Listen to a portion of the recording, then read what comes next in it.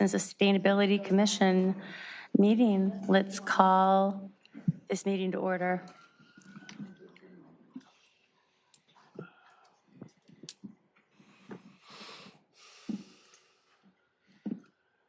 Roll call. Yeah. Yes, please. Commissioner Simpson? I am here. Commissioner Bajaj? Here. Commissioner Anderson? Here. Commissioner Nafisi? Here. Commissioner Beasley? Here. Commissioner Sal absent. Chairperson Arata? Present. Thank you. All right.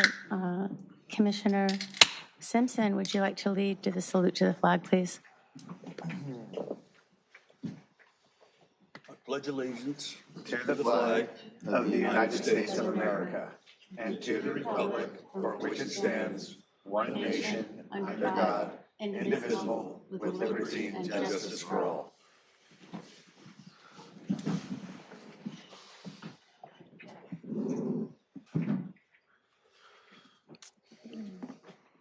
Approve the order of agenda.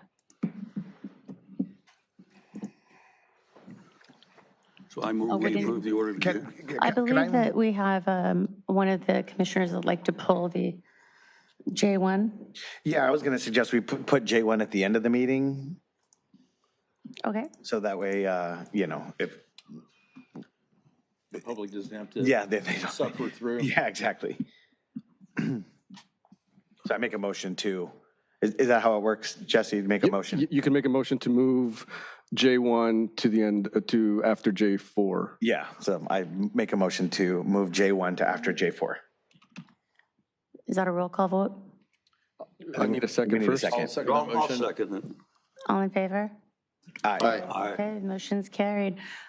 Blue folder items, additional backup materials. Blue folder items are additional backup material to administrative reports and/or public comments received after the printing and distribution of the agenda packet for receive and file. There were two blue folder items, one for J2 and one for J3, which were included as part of the packet. Can we get a motion to receive and file the blue folder items? I'll make a motion. And a second. I'll second that motion. All in favor? Aye. Aye. Motion carries. Consent calendar. Business items except those formally noticed for public hearing or discussion are assigned to the consent calendar. The commission members may request that any consent calendar item be removed, discussed, and acted upon separately. Items removed from the consent calendar will be taken up under the excluded consent calendar section below.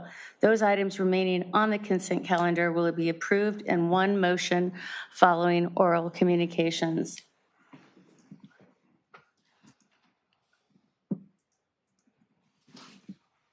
I move we accept the consent calendar. Before we vote on it, we take public participation, if there is any. Do we have any public participation on the consent calendar? And for the record, there's no hands raised on Zoom as well, or e-comments for this item. Okay. And do we have a second on the consent calendar? Go ahead. Yeah, second. All in favor? Aye. Okay, that motion carries. Moving on to excluded consent calendar items. There is none for this meeting. Moving on to public participation on non-agenda items. This section is intended to provide members of the public with the opportunity to comment on any subject that does not appear on this agenda for action. This section is limited to 30 minutes. Each speaker will be afforded 3 minutes to address the commission. Each speaker will be permitted to speak only once. Written requests, if any, will be considered first under this section. There is one card, Laura McMorrin.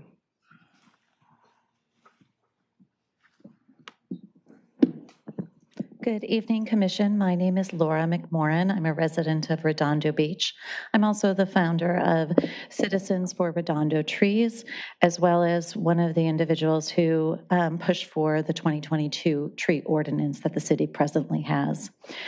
I'd like to let you know a little background. I was unfortunately not able to be at the last meeting where trees strategic goal was 48 was discussed. But I thank you for your consideration and thoughtful conversation on the issue. Tree conversation in 2021-22 was not the first. There have been others previously. In 2008, there was a green team, and they had proposed that there be a tree ordinance as well as a thorough website with information. I don't know what happened then, but it didn't materialize. I'm here today to say now is the time, not tomorrow, not next year, today. The city, or soon, if not literally today. It's a question about our values. Do we value urban wildlife? Do we value sustainability? Do we value beautiful streets? And what may be foreign to our city, we don't have the same frame of reference that others, but I have worked for municipalities where we have things like concurrent improvements on the book, where we have tree removal and replacement requirements. Property ownership rights are important, but property owners are for a moment of time, not a perpetuity, and certainly usually not as long as the life of a tree. We have an aging tree canopy population, and so many of them have more life behind them than ahead of them. So that is so important why, as this matter comes back before this commission in the future, we do this today. I think it's really important for there to be clear ordinances for transparency reasons. And I ask that anyone who is interested follow us, Citizens for Redondo's Trees, on Facebook or Instagram, and or email Redondo #4 trees, redondo4trees@gmail.org. Thank you so much for your service to this community. Have a good night. Thank you, Lauren. I have another card, Jim Mueller.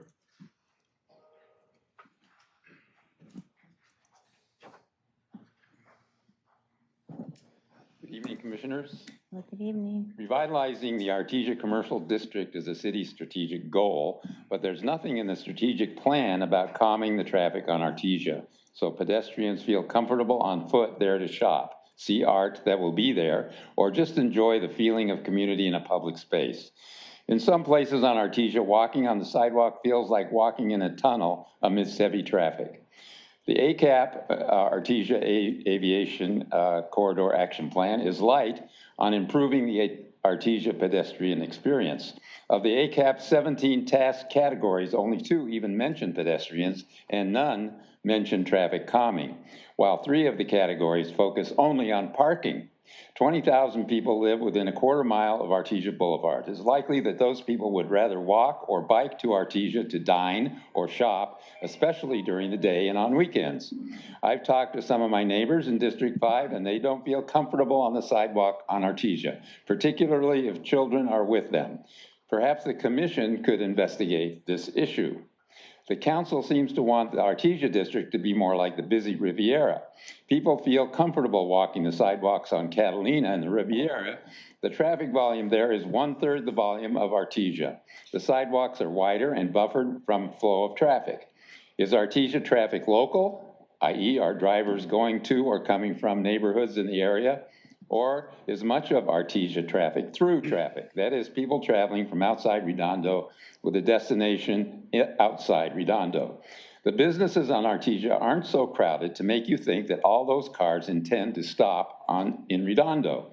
And that's important. First, people traveling through tend to go at higher speed, creating a more anxiety-producing environment. Second, people going through nonstop are not contributing to Redondo's economy. There are ways to measure the volume of through traffic, and there are ways to slow it down and divert it to other through streets in the area.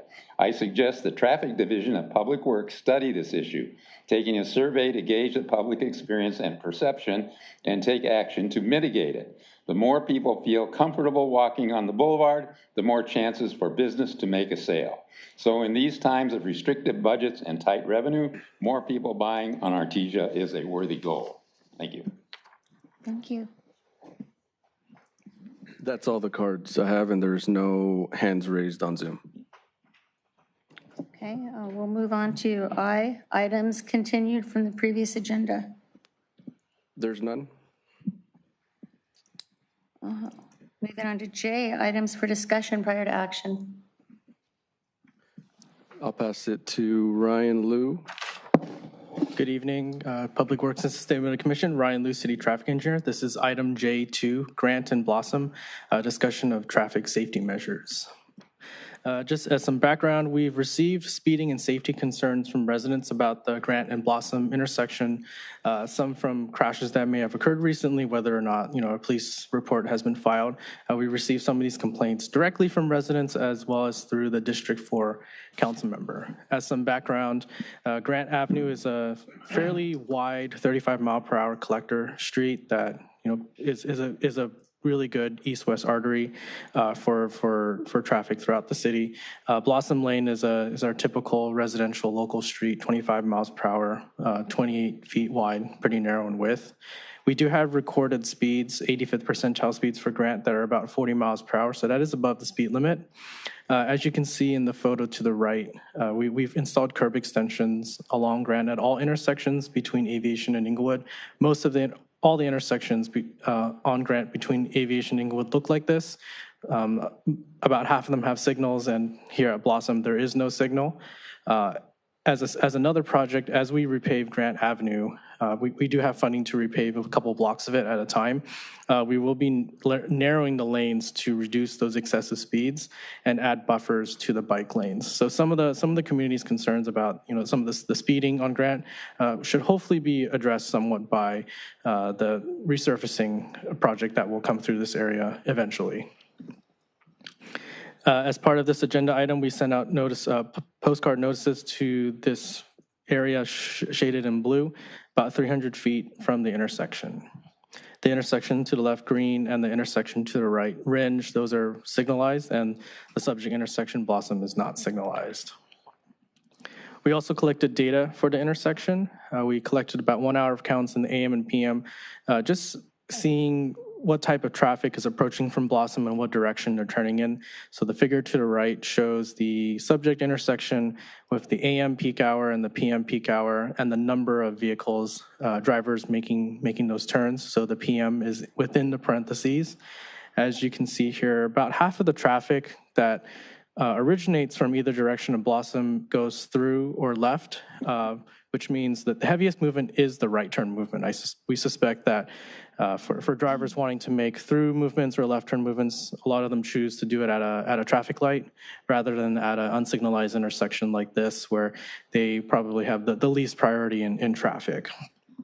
We also did a visibility analysis, sight distance for this intersection, and we do have adequate red curbs about 30 to 40 feet in each direction along Grant to provide adequate visibility for people who are turning. But nonetheless, the drivers that are making those through and left turn movements, that is the most challenging movement at that intersection, having to navigate first the crosswalks, then the bike lanes, then the through moving traffic on Grant.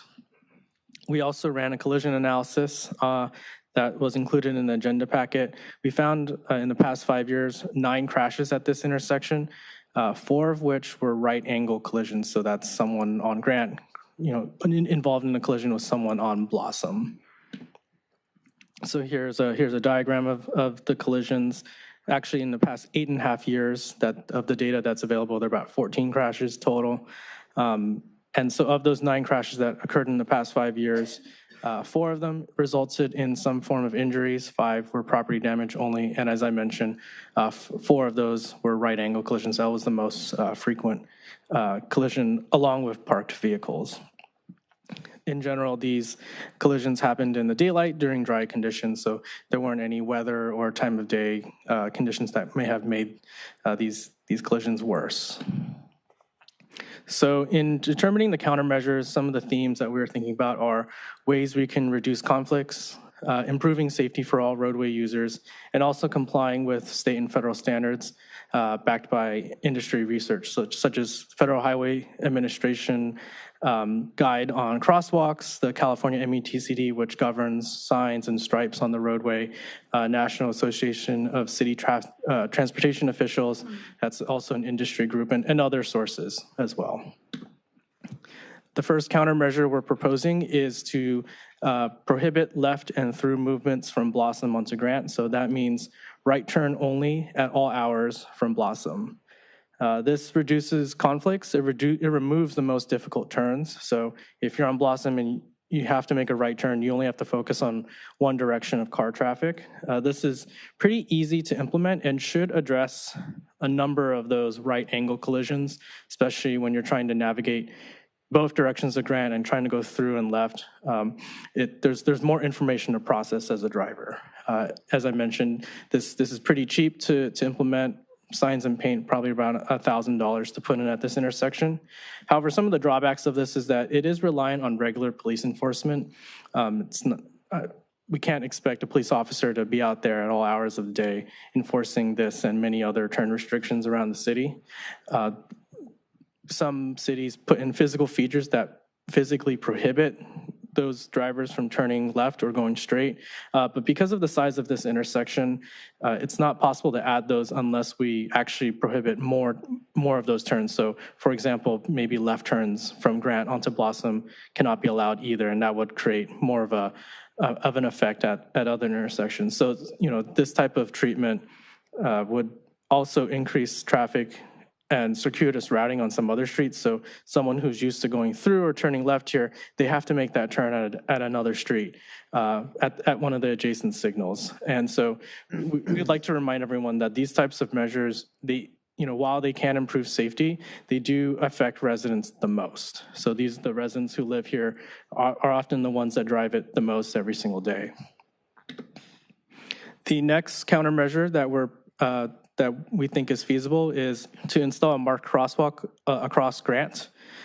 We've received complaints and requests for safer crossings at this intersection. If we were to install a crosswalk, this would be incorporated as Grant is resurfaced and repaved, then we can design a crosswalk here. We would recommend installing a rectangular rapid flashing beacon, so that's a pedestrian activated warning light. Per the FHWA, this is one of the recommended treatments for a crossing of this type, this many cars and the width and the length of the crossing. So these lights flash rapidly when the pedestrian hits the button, and research has shown that driver yielding compliance is very high with this. And we would like to note that this type of treatment does have a cost. It's about $11,000 to $15,000 to install one of these, and we're unsure about the funding obligations in our traffic calming account at this time, but certainly a recommendation of this we could bring back to the District 4 council member and determine what is the best way to install this. And in addition, it may encourage more school-related crossings, which may or may not be desired in this area. I know that the school is just one block to the west, and most of the students there are crossing right at the intersection where it's a traffic signal. Crossing at a RFB, this rapid flashing beacon, it does not compel drivers to stop. It's not a red light. It's simply intended to provide drivers a warning that they need to yield to pedestrians. So there is a level of complexity to crossing here as a pedestrian that, depending on the city's priorities, we may or may not want to prioritize.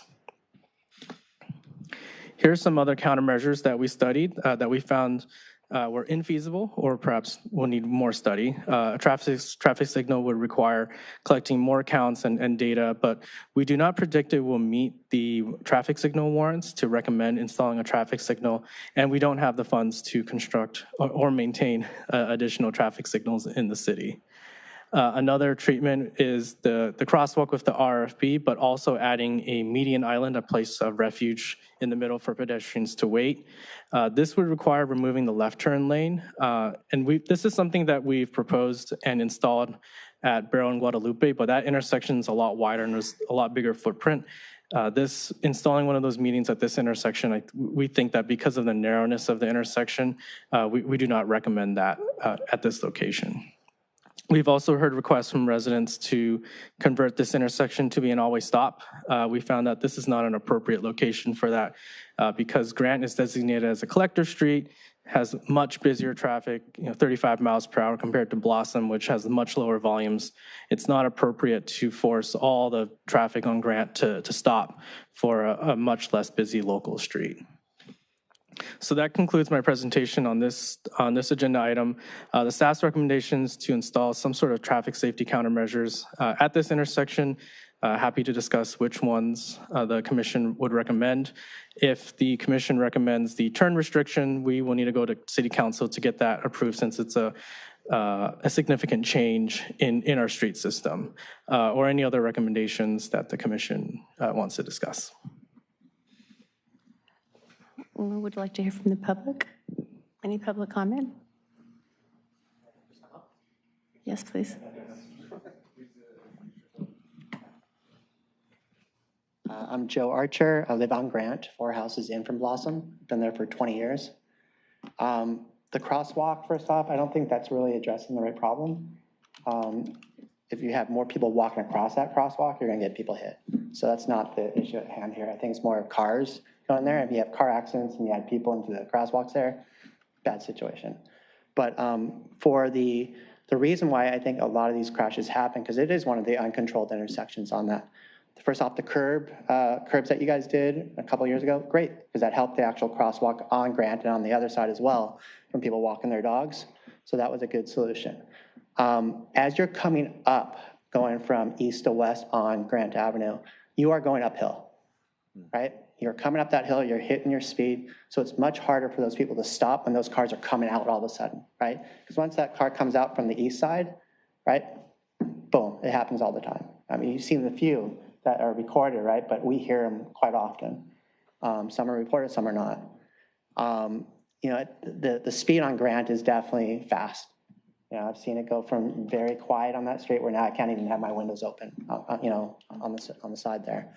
So, I would recommend definitely I like the right turn feature.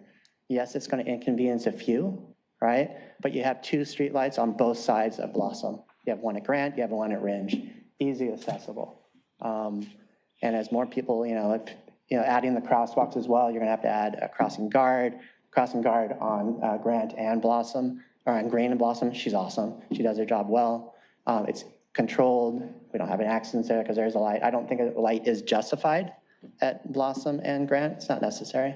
But I think the right turn lanes would be definitely helpful. You got a lot of people coming off of 190th, coming up Blossom, and they're getting to work. So they're just shooting across to get to Artesia, right? They should go down Range or something like that where it's controlled. So that's my thoughts. Thank you. Thank you. You can just come up, introduce yourself.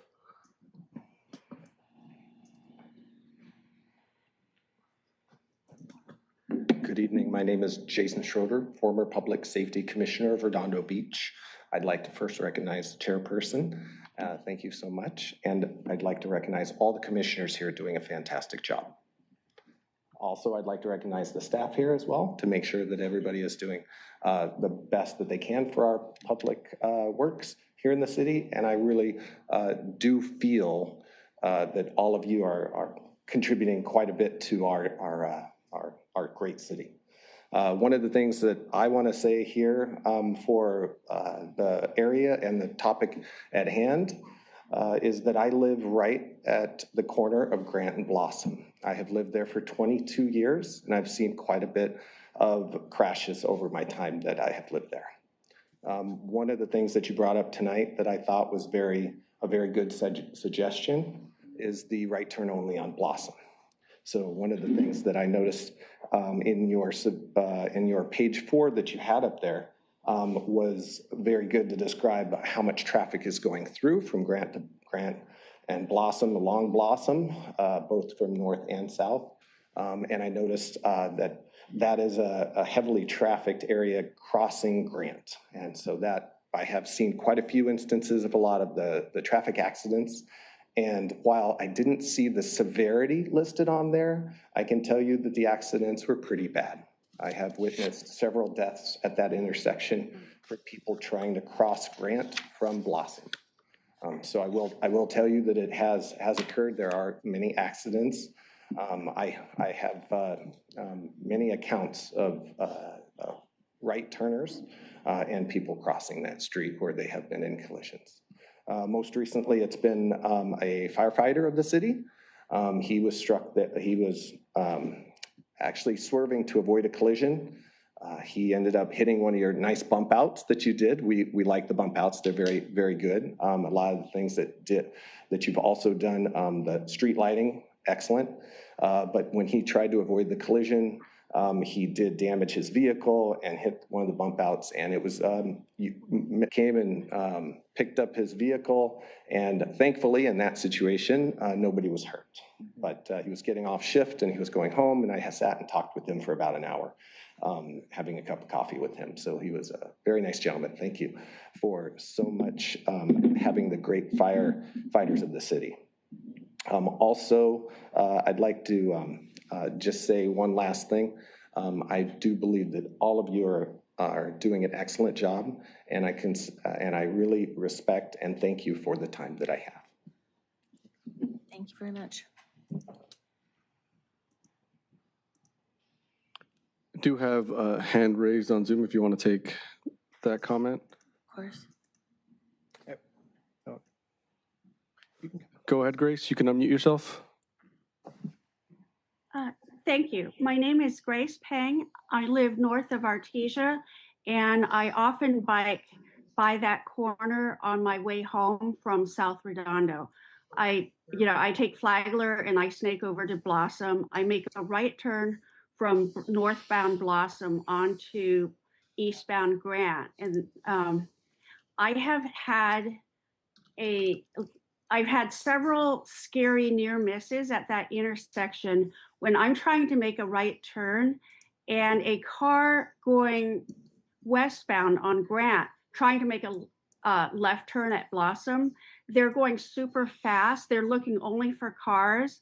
And when they make the left turn, they cut over into my lane and almost hit a unprotected cyclist head on. So I really like the idea of daylighting that intersection and slowing down the cars on Grant. Relatedly, it's been difficult sometimes for me to make that right turn onto Grant because there are parked cars all along Blossom on that side. The car parking is on the east side of Blossom, both north and south of Grant. But when you're a cyclist and you're approaching it and someone's making a right turn, you end up being squeezed between a wall of parked cars and a car trying to make a right turn, looking for a gap in the automobile traffic. However, if I'm a bicyclist making a right turn from northbound Blossom to eastbound Grant, I shouldn't have to worry about car conflicts because it's continuous to the bike lane. I don't interfere with the cars going straight on Grant. So I would really appreciate it if you move the parking on Blossom on that one block to the other side, to the west side of Blossom, just for the block that is immediately south of Grant, because and then you could paint like with a green bike lane just for that, and then continue it across to the green paint on Grant for the bike lane, just so that cars don't encroach on my space, especially because we have so many people that drive pickup trucks and SUVs, and people park right up to the corner. They don't believe in daylighting, even though it's the law. And so the visibility is really poor. And I think that's why the cars almost hit me, because they can't see me because of the parked cars. But I support the move to make it so that on Blossom, you could only make a right turn. I think a hawk might be a good idea because I know that it's a long block. Okay, sorry. Yeah. Thank you. I think we have some more public comment. Thank you so much for your patience. Sure. Yeah, come on. Thank you very much for your patience.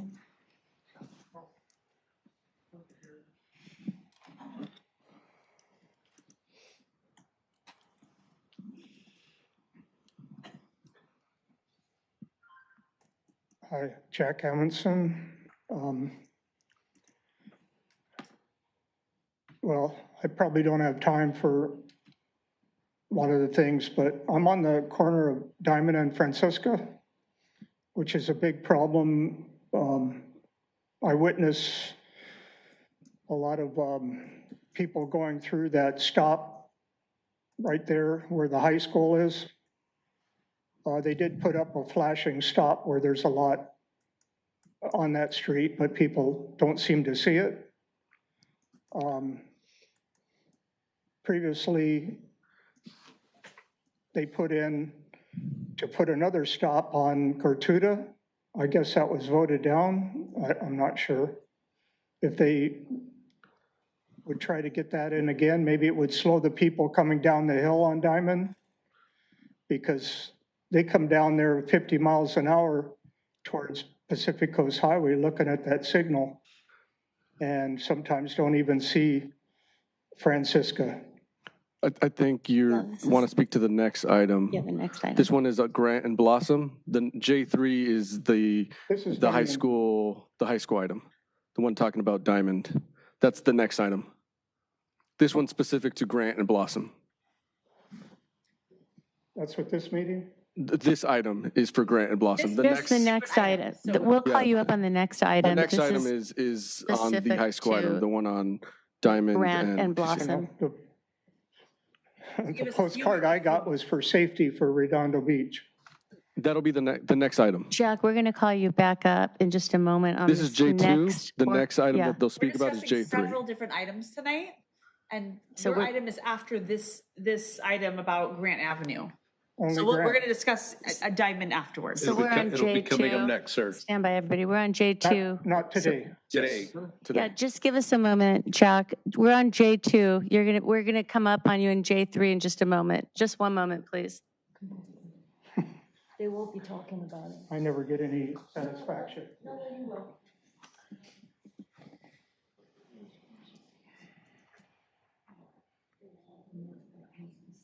Hello, welcome. Hi, thank you. My name is Brittany Schroeder. I live at 2101 Grant, so again, on the corner of Grant and Blossom, and my husband just spoke. The one thing I wanted to mention about the right-hand turn lane is I'm very much in favor of it because I walk my daughter to Bernie every morning. I can't tell you the number of times we've almost been hit by cars, literally crossing the street.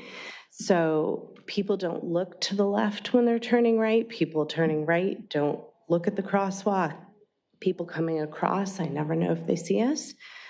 So I think the proposed idea to have a right turn only just might help. Again, I know it will potentially impact other crosswalks, but they have lights. Any kind of calming we could do to help it be a little safer for people to take their kids to school, I think I'm a proponent of. So thank you guys very much for what you've done.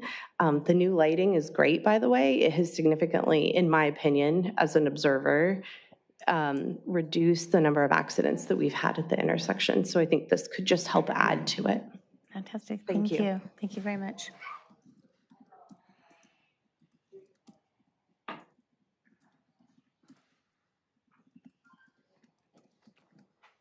Do we have any other public comment on the discussion of the traffic safety? Come on up. Welcome. David LaFavor. I live 2020 Grant, which is basically one house from the corner. And one thing I'd noticed is that it's actually gotten a little bit worse starting when they put in the signal at 190th. That makes a lot of people sort of treat it as a through route. Even though if you've ever taken it, you know that's not a very, it has a little branch of part of Blossom is about as steep as you can get on a road. So I think that right turn thing is necessary because I walk across it quite a bit, quite often. You can see the cars trying to go through and just sort of edging, and I don't see very few pedestrians cross it, so I don't really think they need a crosswalk across Grant because all the school kids, they all cross at the Green Avenue, which is quite a bit safer. Thank you very much.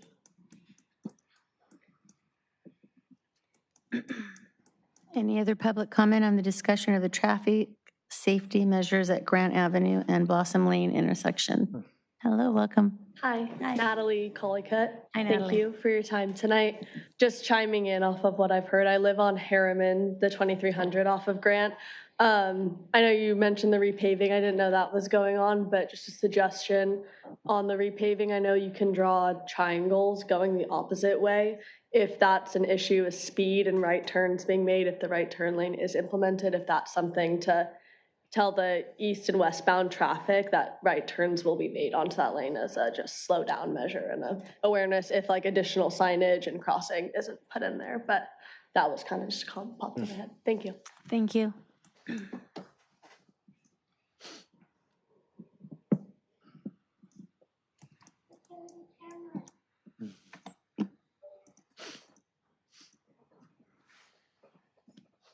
Hi, I'm Monette Lopez. I live at the corner of Blossom and Grant also, and I've lived there since 2007, and I've seen an accident almost every year there.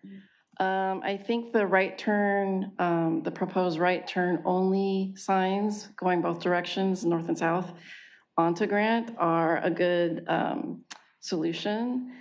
Another issue that I have is it's really difficult to make a right turn, even if there's a right turn only sign, it's difficult to see oncoming traffic coming from the left side, at least going west on Grant from Blossom, because even though there's red curb, there's still very difficult visibility of westbound cars on Grant. So I'm actually in the crosswalk, and there are people trying to cross the crosswalk, but there's no way to get around inching into the crosswalk to be able to see oncoming cars coming from the left side. So I don't know if maybe the red curb needs to be extended so that visibility is better. Otherwise, I'm already in the street or in the crosswalk when people are trying to cross at the same time. And I've actually crossed that crosswalk behind cars, but then cars making right turns can't see me. Cars coming from the other side of Grant going north can't see me, and cars going left can't see me if I walk behind a car that's trying to make a right turn or a turn regardless on that street. So I actually stopped making right turns onto Grant from Blossom, and I just go to either Green or Orange to make my turns because I don't feel safe even making a right turn at that intersection, only because of all the accidents that have been happening since I've lived there. So that's it. Thank you. Thank you. Any other public comment for the discussion of traffic safety measures at Grant Avenue and Blossom Lane intersection? For the record, no other hands raised. I do have one e-comment who is neutral on the item. Okay. Commissioner Bajaj. Yeah, thank you everyone for your feedback, and then to the staff for your analysis. You know, it sounds like the primary issue that was raised when the issue was brought up to you was vehicular collisions, right? Like traffic safety there. And your data shows that there's a concern, and the right turn onlys, I'm always a fan of those as well. It's a quick, easy, low-cost solution. It can be implemented sooner than many other options. I would advise against maybe the crosswalk there, is like so many other folks have said, you know, especially there's an elementary school and you have a controlled intersection 1 block to the west at Green. And it's actually reassuring to hear so much support from our community here for the right turn only. So I think right now, just my preliminary thoughts are pretty, you know, leaning towards that right turn only restriction. Totally agree with you. So, just a Commissioner procedural Simpson? question. Sure. In order, if we pass that recommendation, it goes to city council, right, for approval? Yes, that's correct. That would be the next step, okay.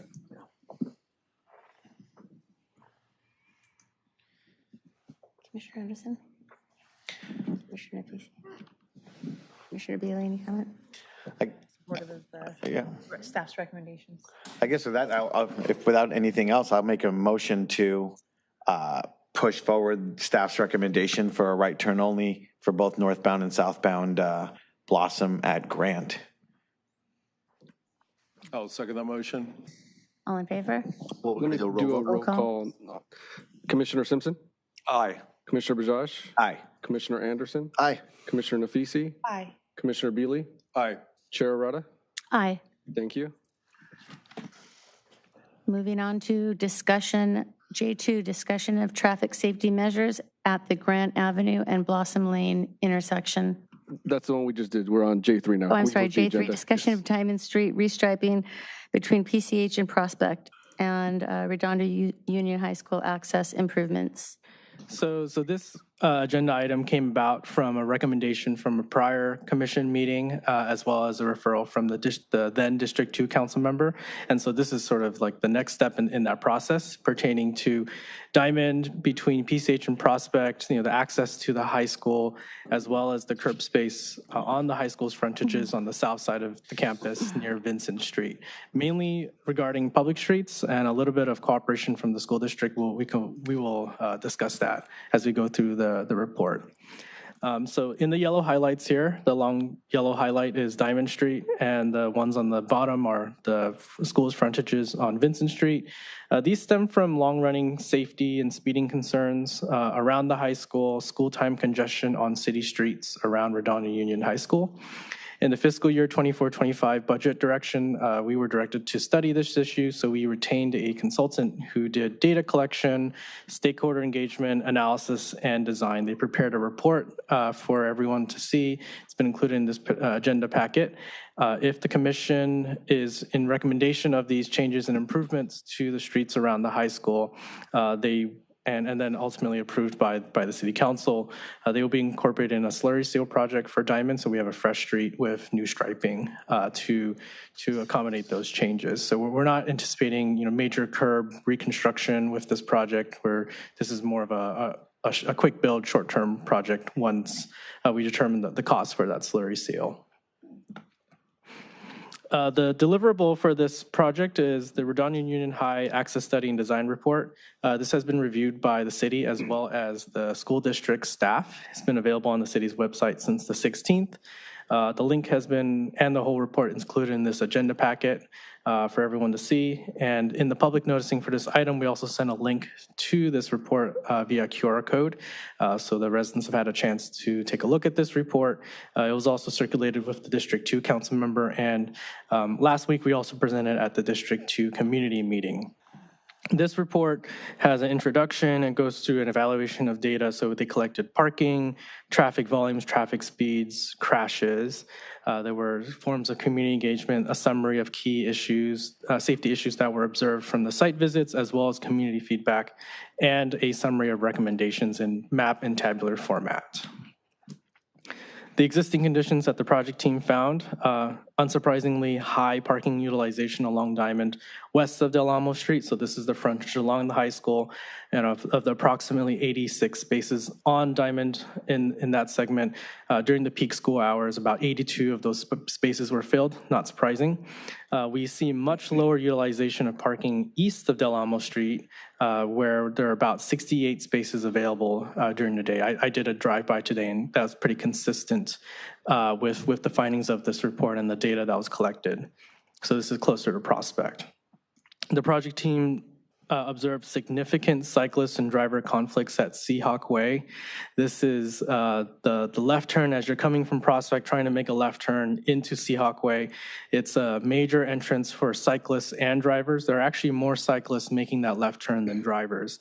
So what you typically see are a lot of cyclists weaving around the drivers in that left turn lane and trying to jockey for space as they enter the school parking lot where the bike parking is. We also see a high number of pedestrian crossings at that Diamond, Del Amo, Juanita intersection. That's a major stop-control intersection for pedestrians walking to school. And there are a lot of lanes entering and approaching that intersection that make that intersection a little complex to navigate. We've also observed that the bicycle lanes are not wide enough to accommodate the demand of the cyclists that are coming down the street. It's hard to fit 20, 30 cyclists in a single file line. They tend to ride 2 or 3 in a row, and the bike lanes are a little bit on the narrow side. They were installed probably over 20 years ago in a prior generation of bicycle lanes. The project team also collected speeds along the street. They are generally within the speed limit, so the speed limit on Diamond is 30 miles per hour and drops down to 25 during the school pickup drop-off periods when it's busier. Of course, there's certainly some outliers, especially with, as some residents have mentioned, if they see a green light on Diamond at PCH, they want to beat that light, so they tend to drive a little bit faster. So those are a little bit more of isolated incidents, but the average speeds are generally, not the biggest concern that was found in the data collection. They also ran a collision analysis along the school's frontages, so not just Diamond, but also Vincent. They found 17 crashes in the past 5 years. Because there's more traffic during school times, we also saw more crashes during those times as well. And those injury crashes, so crashes that did have resultant injuries, were more likely to involve cyclists. That's not surprising either, because cyclists are not protected in a car, and so they're more likely to be injured when they do get involved in a collision. The project team also performed 2 phases of community engagement. The first was directed specific stakeholder meetings with staff, the school district, community groups, and 2 students from the Redondo Beach Youth Commission, one who drives to school and one who doesn't drive to school. They were included, and their feedback was presented as they are day-to-day users of the area, as well as the PTA for the school. We also held a community meeting, District 2 community, online community meeting. About 20 attendees showed up, mostly neighbors in the area. And this here is a summary of the feedback that we received: crosswalk safety, cyclists and drivers not stopping at stop signs. We've heard a lot of this feedback over the years as e-bikes have become more popular.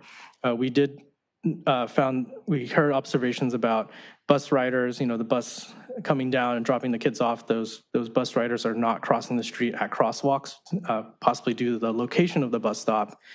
We've also observed that there's not enough bike parking on campus. There's a lot of spillover of that parking on city streets and on utility poles around the campus, as well as sidewalk riding, and parents that are parking in bicycle lanes illegally, whether waiting for a child or just looking for a place to park.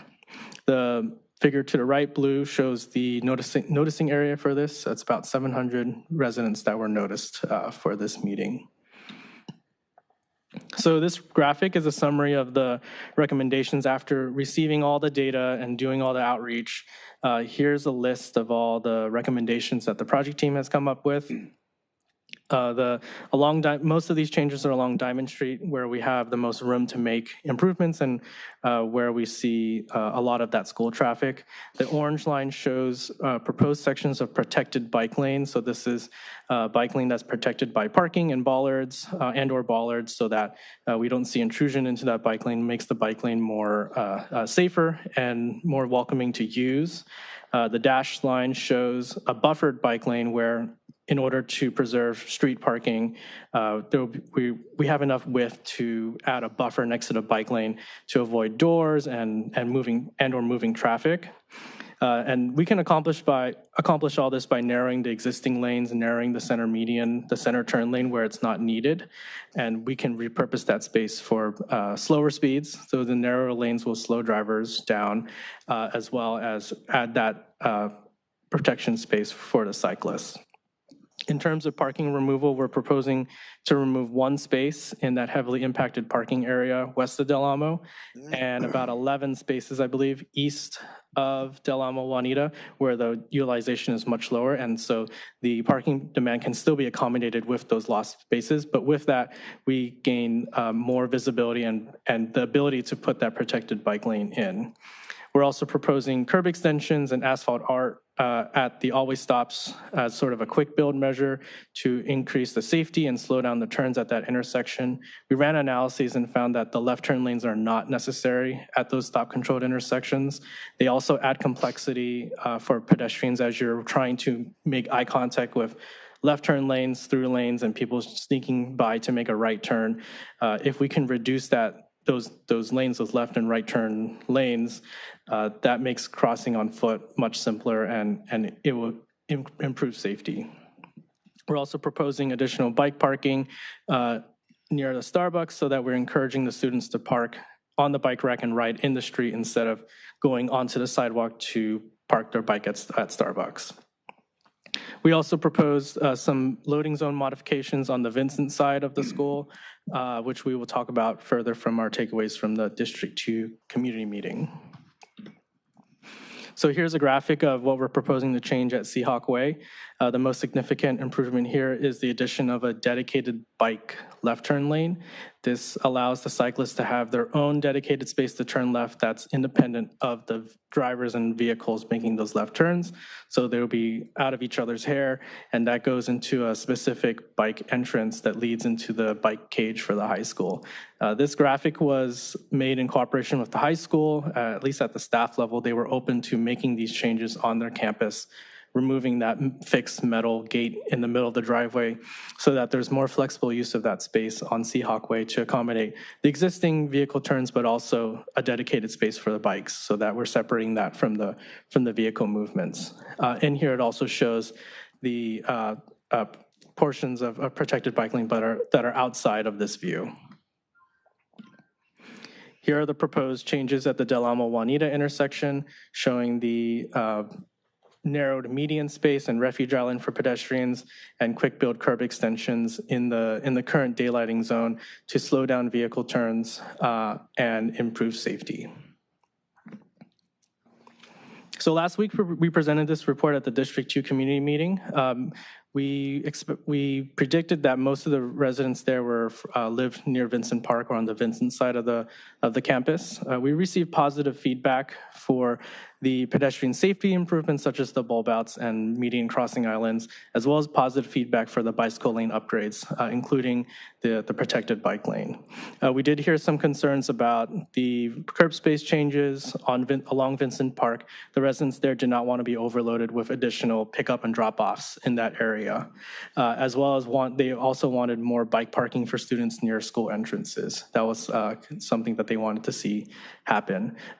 As a separate project, the school district is actually working on a new pickup drop-off zone on campus along the Francisca and El Redondo West entrance. So that will be totally on campus, providing an additional pickup drop-off zone that hopefully will absorb some of the demand from all the other points of entry to the campus. The school district has not yet finalized the design and the direction of which that pickup drop-off will occur, but we are in discussions with them at the staff level to make sure that the city's interests and the school's interests are hopefully aligned and in cooperation so that this project, the Diamond Street project, and that future pickup drop-off area will harmonize and work well with each other. And so our recommendation is to take public input and recommend to the City Council to move forward with construction documents for this project with the proposed changes, or if there are any other changes you would like to see along the study area. I'm happy to answer any questions. Okay, thank you.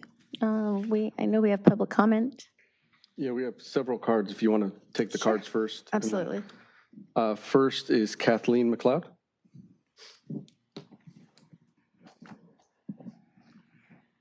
Hi there, my name's Kathy McLeod, and I'm a 50-year resident of Vincent Street. I'm on the corner of Vincent Street and Vincent Park, pretty much the epicenter of school drop-offs and pickups.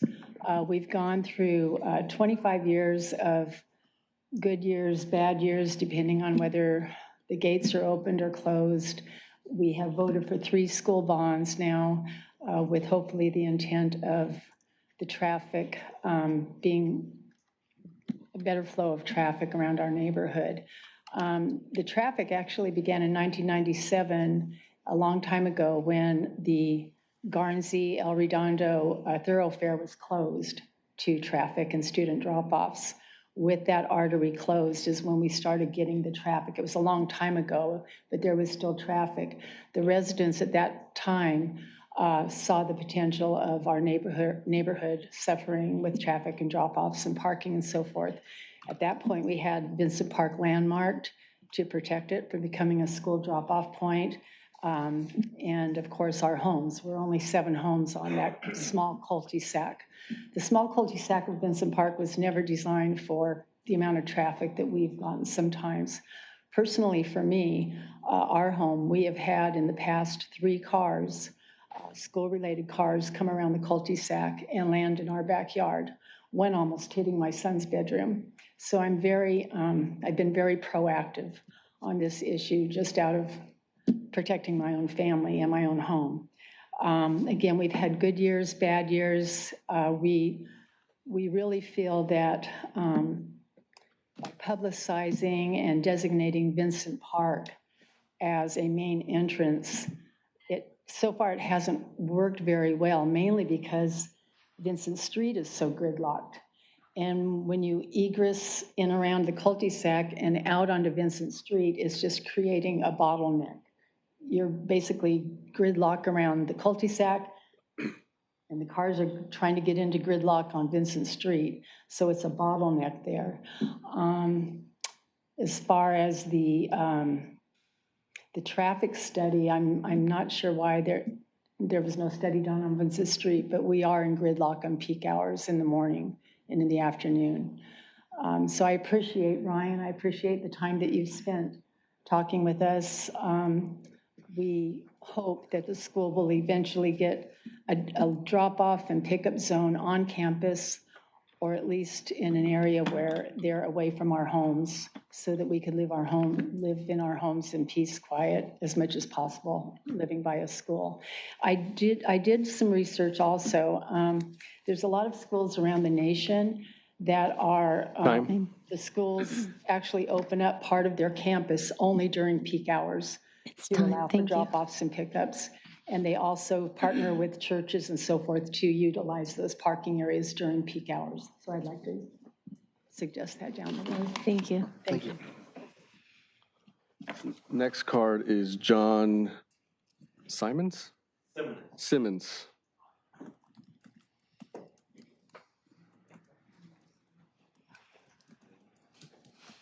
Hi, my name is John Simmons. I live on Vincent Park, and I just want to reiterate everything Kathy has said. I've lived there now for almost 35 years.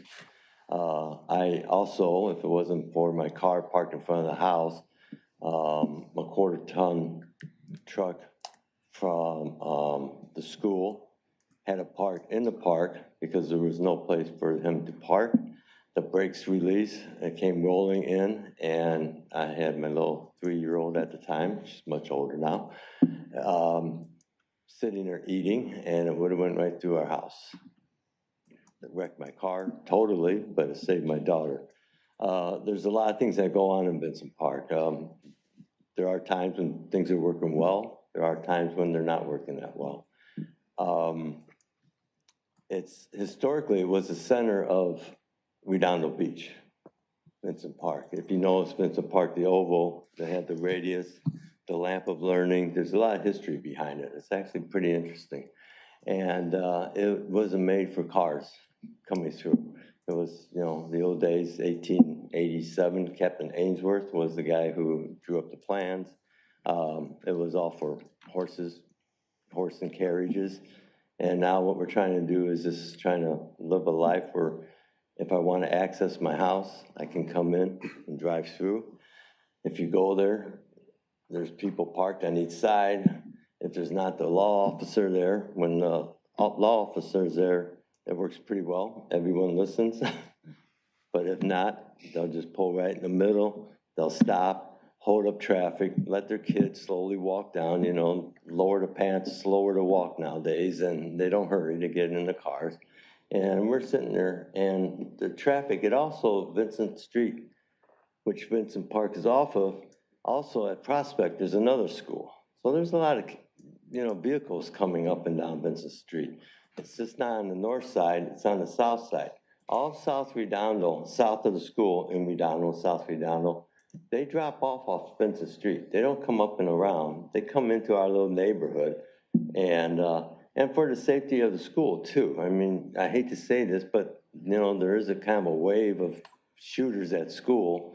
You could come around Vincent Park, and there's 2-3 classrooms right there. You could spray it very easy.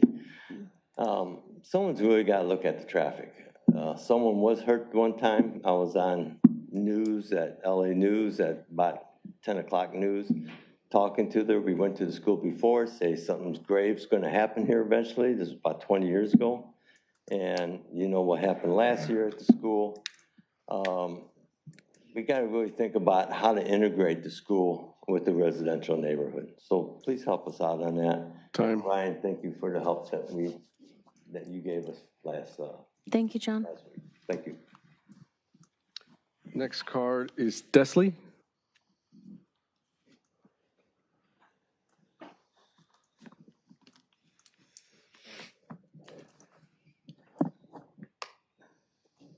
Hi, so I'm another Vincent Park resident. First of all, Ryan, thank you for bringing all the things that we talked about here and speaking about it. You know, I've lived here on Vincent Park for 28 years. I've seen the gate locked. I've seen cars just, you know, teachers out there directing cars down Vincent Street because there's, as John said, there's middle school, there's the high school, and then we've got people trying to get to work. So everybody's trying to get to Prospect or PCH. So, you know, the school is 56 acres. I mean, it blew my mind when I looked that up. It's like 56 acres.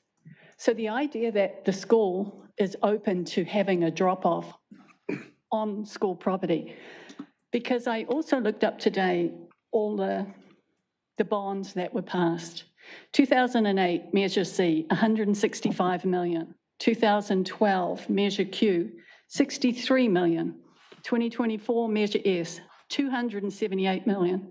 $486 million has come from taxpayers to the school district. Plus, somehow, miraculously, I think Kathy was mentioning the streets on El Redondo, but it's Seahawk Way now. That used to go right through. So that was parallel to Prospect and PCH. Francesca used to go straight through. I don't know how the school got them, but I don't know how many million 2 streets are worth. But I do feel like the conflicts happen because the school hasn't, up to this point, done enough or worked enough to come to the table and say, okay, we'll open these streets for 1 hour in the morning and at night. So these poor parents who, you know, doing drop-off and then trying to get to work or get on PCH or get on Prospect, it's a big area to drive around. And the conflicts happen when people start parking across driveways and people are trying to get to work. I mean, on the Diamond Street, yeah, they have a mass of traffic in the morning and the afternoon, but we have it in the evenings. We have all the sports fields. We have Paris Middle School. We have the weekends. So I'm really looking forward to the high school doing something on Francesca. I feel like it'll release the pressure, you know. That's what I would like to see. And I think the taxpayers, you know, would like to see the school work with us. It's a lot of money. Time. Thank you. Mark?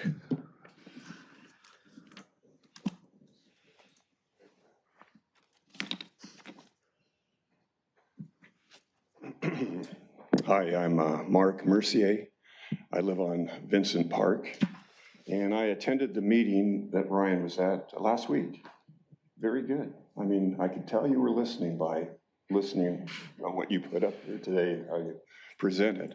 What I'm saying right now, it's just repetitious. It's redundant, really, because you've heard it from other people that are in the area. That little street, Vincent Park, It was designed back in the 1800s for a horse and buggy, or I went to Model Ts, and you can park on either side of the street, which makes it pretty narrow to come through there. It's permit parking, but that permit parking is pretty much people ignore it, basically. It's like the same cars you see over and over again until the police come out, traffic control. And there are some really good guys in the traffic control department in Redondo Beach, I'll have to tell you. I've talked to a couple of them, and they're fabulous, fabulous guys. But if they're not there, it's a game of cat and mouse. You know, as soon as they see no one there, the new game is they know the officer usually gets out there, say school lets out generally at 3:30. Officer will get there at 10 after 3 or so. Well, then everyone starts arriving at about 25 after 3, where it just really gets crowded. They'll park over our driveways. Wes is out there, his driveway, my driveway. I've seen a guy hit out there. Literally, I was outside when a guy hit someone in my driveway. This is a fact. But we've said this many times over the years. This is nothing new. I'm glad that, honestly, excellent. I could tell that we're all sincere here. We're just trying to make it safe and right for everyone. And that's about it, you know. Thank you. Thank you, Mark. We do have a couple of Zoom comments if you want to take those first, or do you want to hear the audience first? Do we have any more public comment for the discussion of Diamond Street restriping between PCH Prospect and Redondo Union High School access improvements? Thank you. Karen? Hi, my name is Karen Corey. We live right at the corner of Alberta and Diamond, one house in from Diamond. And I know Alberta's been, discussed many times, and, about making it one way and doing this or doing that. And I know that the signs have gone up on the corner of Carnelian and Alberta where you can't turn left at a certain time or whatever. And the cops come and sit in the driveway and wait for cars to come down or whatever. But the concern that I have is that people are, I go to the pool in the morning and swim from 7 to 8. When I come home, I can't get home. I cannot get home because the driveway's blocked. The corner of Alberta is just loaded with cars dumping, parents dumping off their kids there, and people coming down Alberta and thinking that, cops aren't there all the time so they can do what they want to do. And, I love this neighborhood. I love the whole place, but this has just gotten so much out of control. It's like I can't even have my own private life, because of all of the problems that the school doesn't seem to be taking care of all of this. And I'm looking at the school. I don't know if you have any control over the school or whatever, but something needs to be done to have drop-off places and not allow the parents to drop the kids off on the corner. I think it's dangerous. I come down Diamond in the morning if I can get down it, and there are like 10 cars that are aligned on Diamond between, Irina and Alberta, that you can't even get down the street. So I'm just hoping that there's going to be more opportunities for people to drop their kids off on campus and do whatever, so that the residents, and I'm not shaming, the school, but, we ought to be able to live a life that we want to live without being impacted by, crazy parents that want to do what they want to do. So, thank you. Thank you, Karen.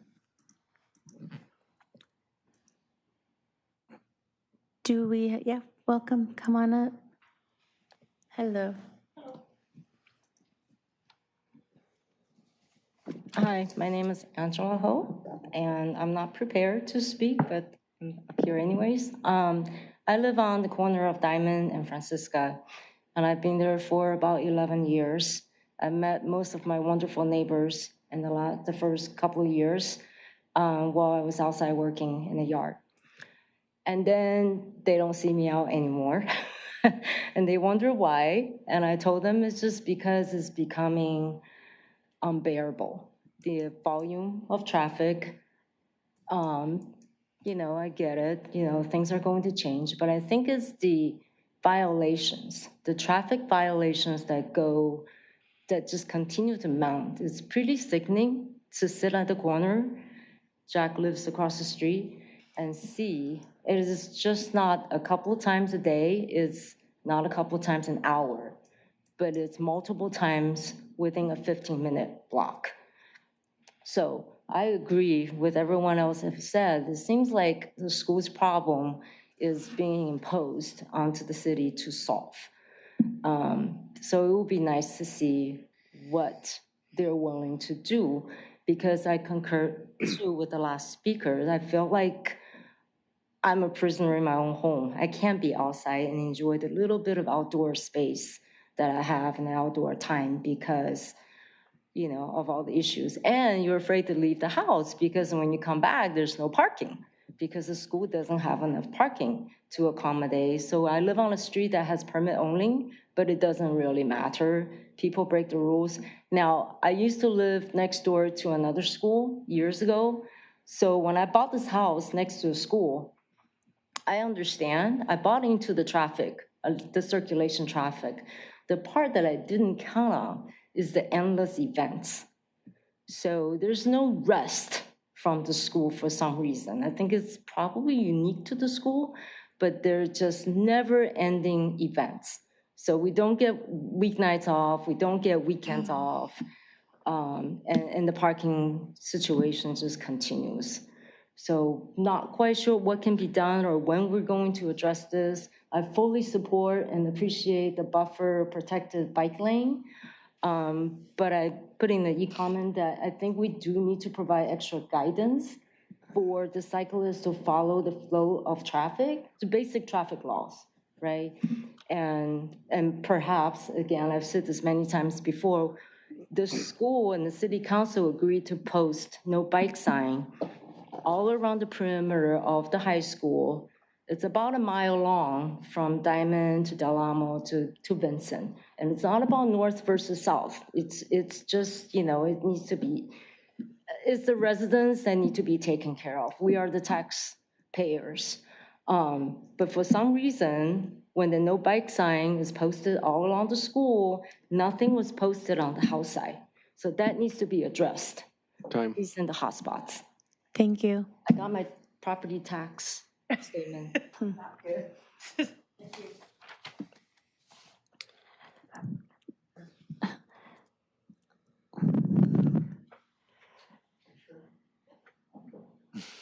Hi, Jack, come on up. Thank you for your patience. You sure this time? Absolutely. Let's go, Jack. Thank you. I don't want to waste your time. Well, I think my neighbor said most of it, but other than the stop sign possibly put on Gertruda, and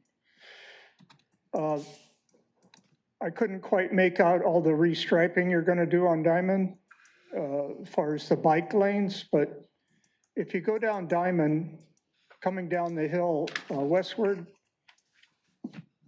they changed, they straightened it a little bit. So you're going straight, and right there on Gertruda, they have to turn left a little bit. And I think that distracts the people. They're turning towards Pacific Coast Highway. And the bike lane, it has one stripe. A lot of people that they drop the kids off in the morning, they'll stop in the middle of the street and the kids jump out And people in a hurry to get to Starbucks will try to go around them and don't blow through that stop sign. They think that's another traffic lane. If they could do that double bike lane and that little green bicycle thing they put further up the street, maybe they'll see that's a bike lane, not an extra lane.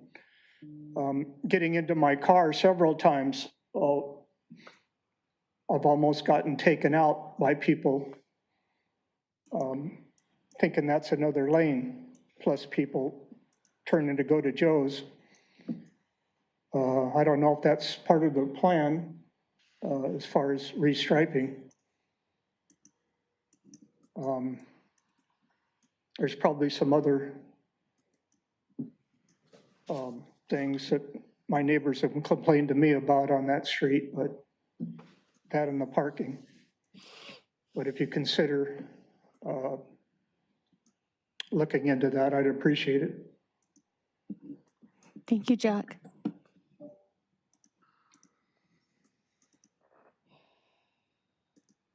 Do we have any additional comment, public comment for discussion of Diamond Street restriping between PCH and Prospect and Redondo Union High School access improvements from the public?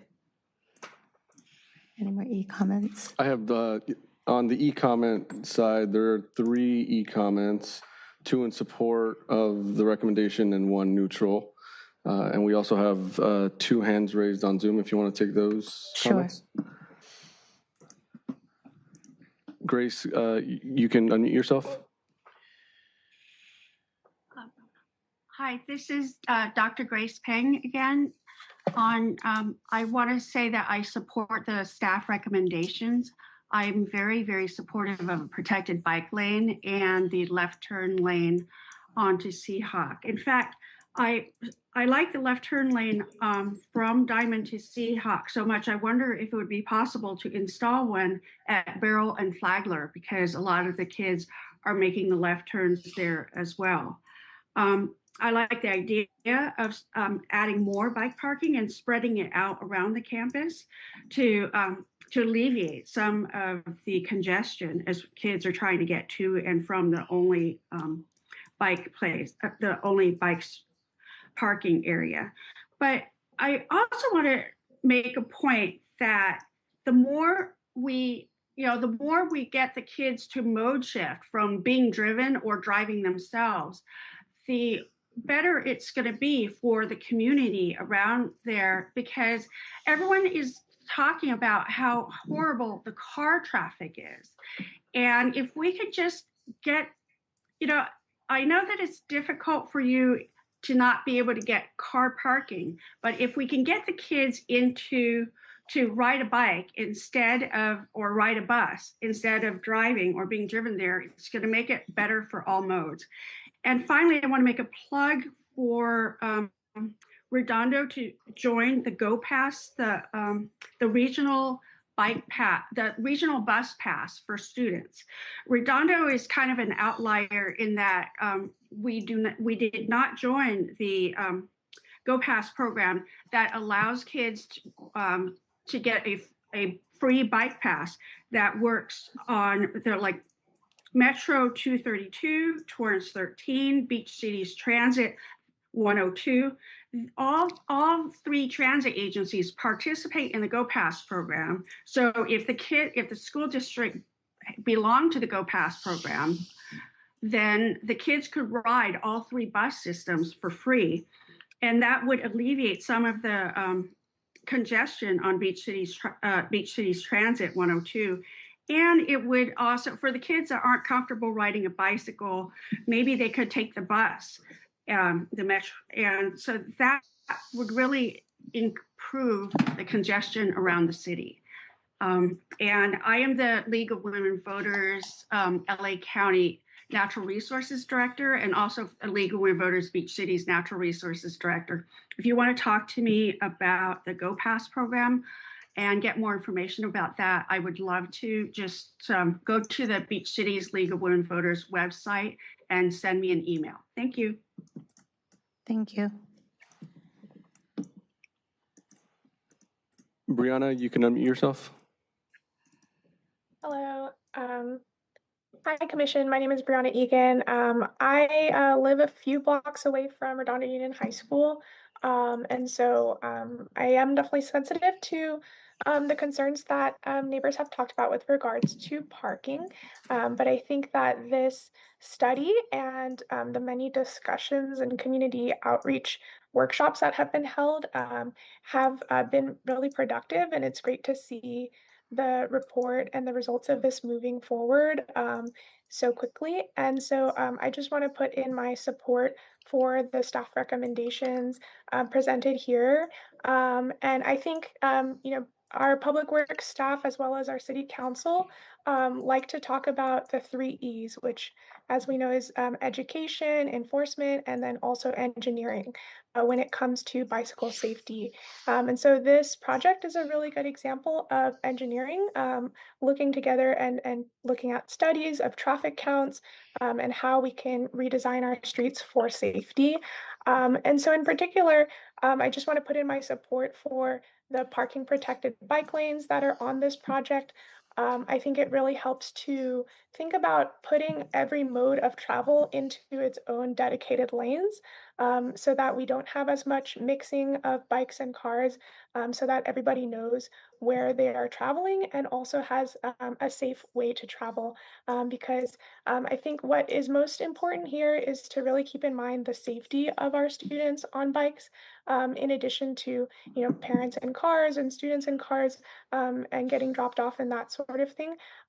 People on bikes are inherently more vulnerable on the road. And so it's important that we have protection from like physical barriers or with parking lanes. And so with that in mind, I would really like to see, the possibility in the future for this project to have parking protected lanes across the full configuration. So both sides of Diamond.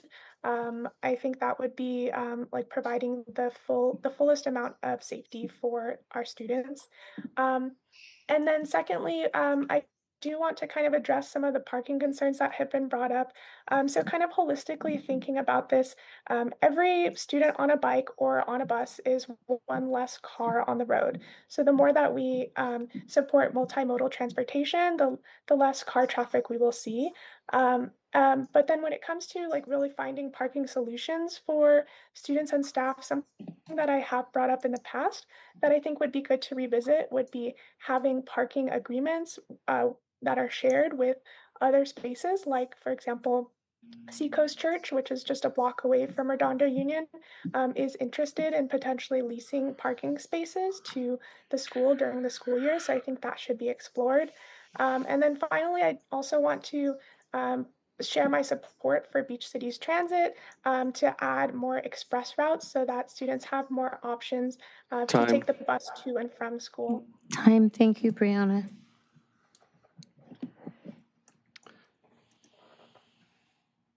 Devin, you can unmute yourself. All right, thank you. I just wanted to echo what Grace and Brianna said. I think they said it very well. But yeah, I think that having as many protected bike lanes as possible here is really good, and it makes it so that more students can bike safely to school without fear of being hit by a car, which is really important.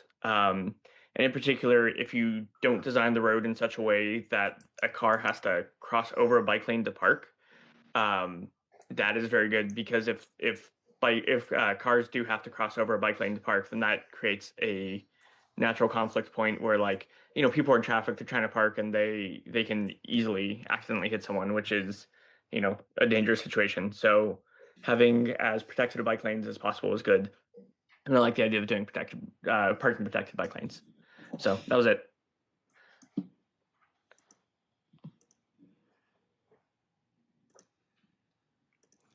Wayne Craig, you can unmute yourself.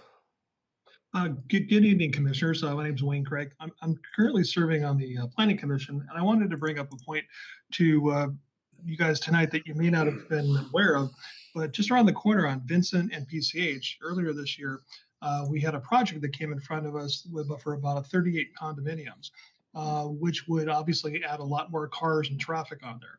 So just as a kind of maybe a warning to the folks who I saw speaking very eloquently on Vincent and Vincent Park, your problem will probably get worse. And I'm hoping that we could find some kind of solution that will help the residents on that side, because it does seem like for quite some time they have been abandoned and having to incur a lot of inconvenience because they happen to live next to the school. It's unfortunate. I also find it kind of, and with regard to the drop off on the other side, it sounds like that may work out. I drive by that street all the time. I have friends of mine who work at the school, and they tell me that is a problem. And I think a lot of the items that you've addressed on that will probably correct a lot of the situations. But the irony is, I think some of the speakers that just spoke a moment ago before, they keep on talking about bike travel and all these things, but at the same time advocating for high density housing throughout the whole city, which is just going to exacerbate our parking and traffic problems even further. So I just find it ironic that they're actually mentioning that they have a lot of concerns about this, when in fact they're creating the problem that they're allegedly trying to solve through a way that isn't really very possible. But anyway, it's just in the future, I think you need to consider just the impact of that project that's going to go up around the corner. It will be coming up soon, and I think we may be revisiting traffic and other issues on Vincent Avenue and Vincent Park and Vincent Street in the not too distant future. Thanks. Thank you, Wayne. There are no other hands raised on Zoom.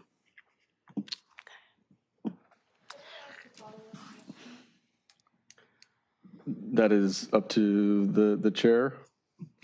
Sure, come on up. If you can come, please, The yes. podium, please. Thank you. Thank you. The question is about commercial truck traffic using Del Amo and cutting through Del Amo Diamond as a shortcut. What is the plan to reduce the amount of commercial vehicle cutting through a school zone as well as residential area that have no business, traveling through Diamond? I think we need to keep our focus on the agenda item. Well, the part of the safety on Diamond Street, that's my question, because we are addressing safety, right, on the lower Diamond, Del Amo area. So if there are other plans, that's fine. I just didn't know if that's part of the recommendation. I didn't see it in the packet. Yeah, this item does not touch about truck routes. That's a completely different topic. Yeah, but again, we need a holistic solution. We can bring it for We're aware future. of the issue. Yeah. Thank you. Thank you. So do we have any more public comment on discussion for the Diamond Street restriping between PCH and Prospect and Redondo Union High School access improvement? Any more e-comments? No? All right. Commissioner Bajaj. Yeah, thank you, Ryan, for the presentation. I was looking back at the packet. Am I missing what, if any, modifications are happening on Vincent Park? So there, in the report, it mentions converting. There's two non-compliant ADA spaces, sort of at the front, right after the perimeter parking. There's two ADA spaces that are non-compliant, and then one space down it's marked police parking only, but the police aren't usually aware. They told me they don't use that spot. Okay. And so we propose to convert those three into just a longer pickup drop-off zone during those pickup drop-off hours, okay, and like maybe 1 to 2 hour parking during the school day. But that wasn't favorably received at the community meeting. Okay. But so it's repurposing two existing parking spaces to something else? Correct. The okay, two like non-compliant ADA spaces and the one police parking space. Got it. Into a sort of a single zone. Got it. And those recommendations or even any changes on Vincent Park can be separated from the rest of the project, specifically on Diamond Street with the resurfacing? Correct. Okay. Yeah. Got it.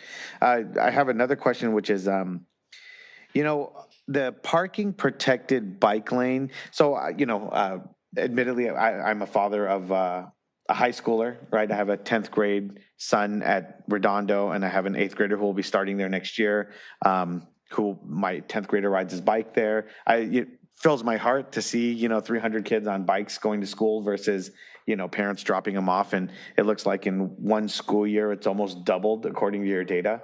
It's gone up significantly. That's great. I like seeing that. And, the few times that I had to go pick them up or drop them off, you do see the large platoons of bicyclists riding. My question is, the segment on the eastbound side of Diamond that you're going to make into a parking protected bike lane, seeing the behavior of a lot of the students who do like to ride in platoons, have you seen like any kind of real life example of parking protected bike lanes with those large groups of bikers, like if they'll actually choose to use that, or would they prefer then to just take the whole lane because they might feel a little too constrained in a parking protected bike lane?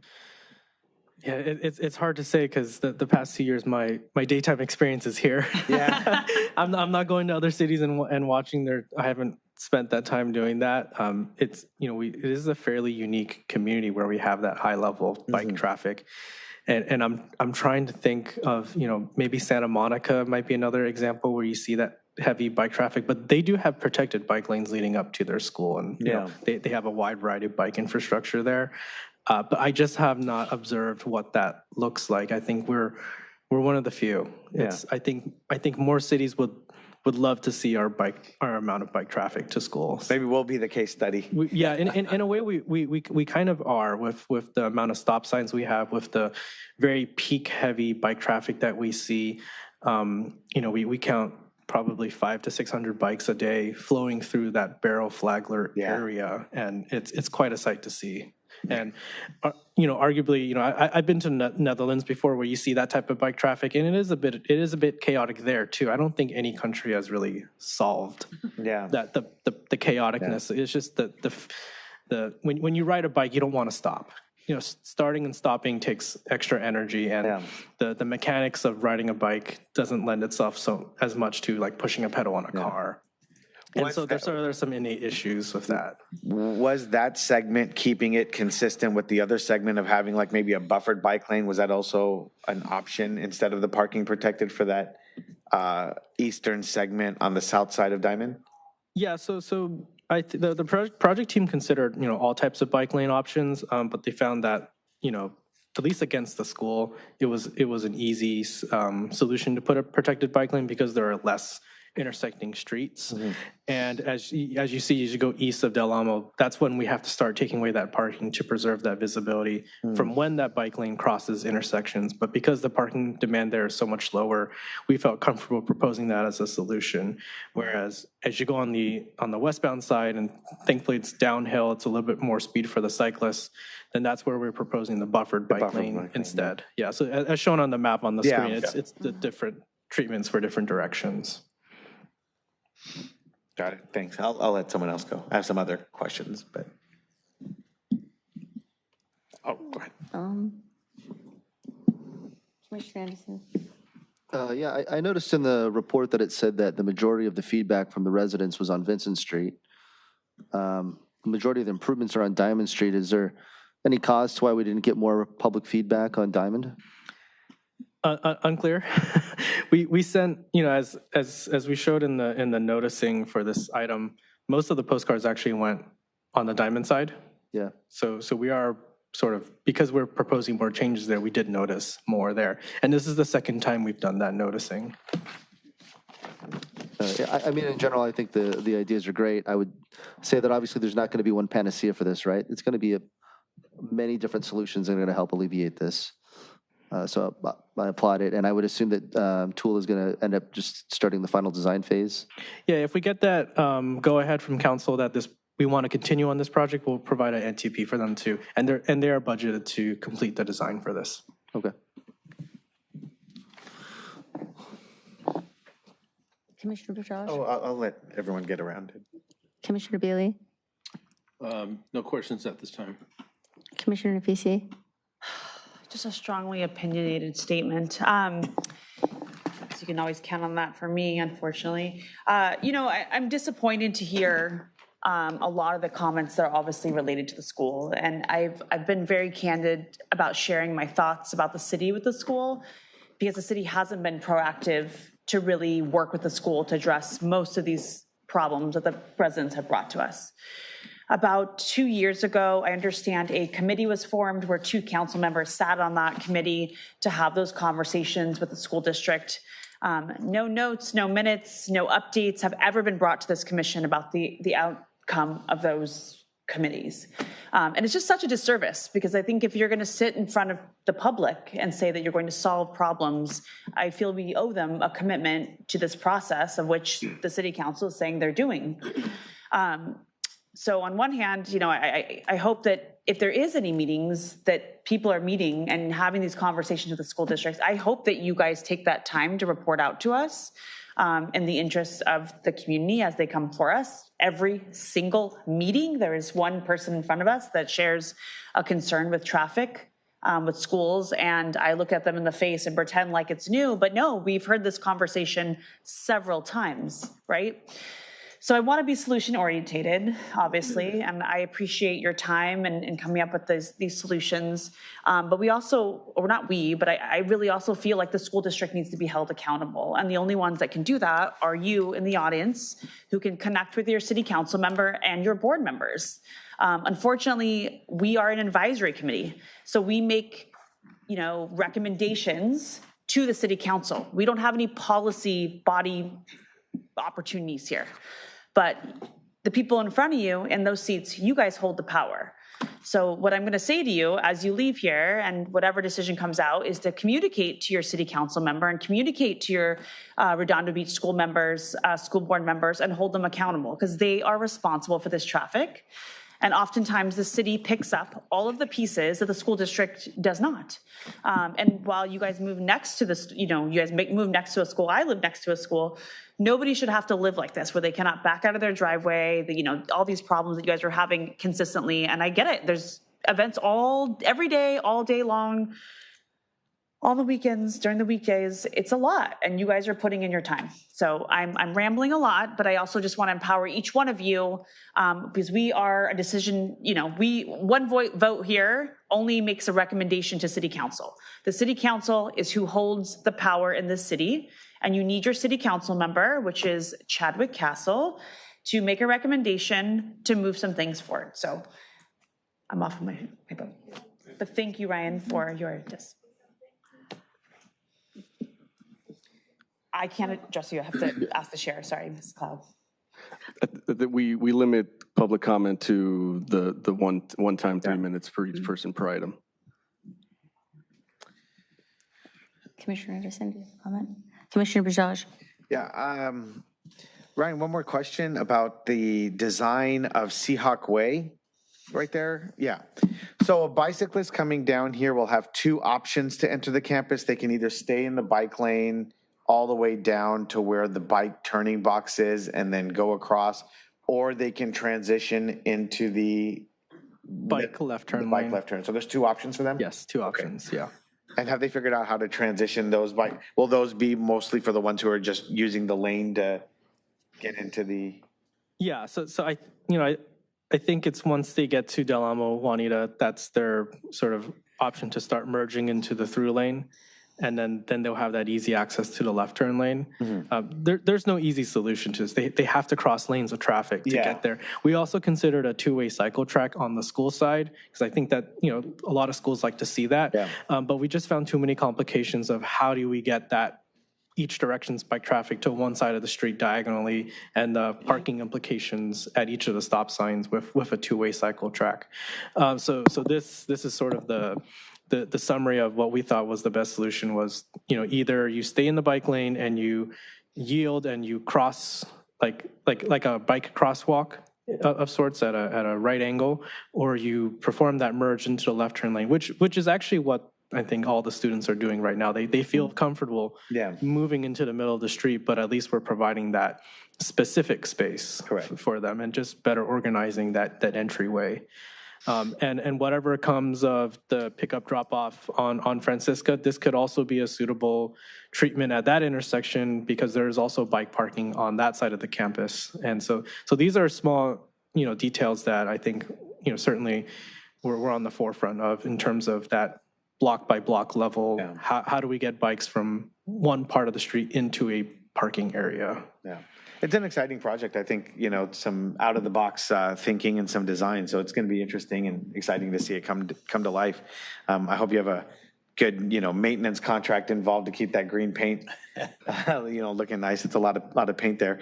The bike parking, that's definitely one of the things I hear even from my high schooler is that, there's not enough bike parking. So adding a lot more, I think is going to be, very valuable. And then I had one last question, which was I saw on the slide about the exit of this parking lot on the screen, but the exit onto Del Amo and potentially changing it from two-way to either one-way inbound or one-way outbound. So that was a concept that was presented at a prior community meeting, and I don't believe that's something we're moving forward with after getting that feedback. I think that was something we were toying around with when we were thinking about making Seahawk, going in only or going out only, and how do we treat the Del Amo exit entrance, whatever that might be.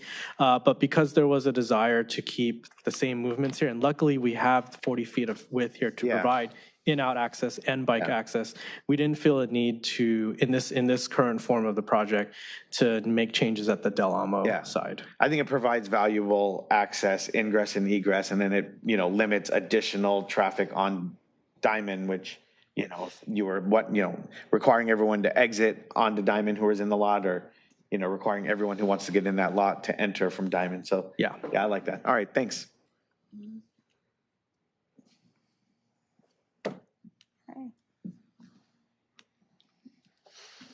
So it looks like we have a recommendation, unless any of the commissioners have any comments. Commissioner Billy. Ryan, what is the predominant bike traffic? Which direction does that come? Is that coming from north to south?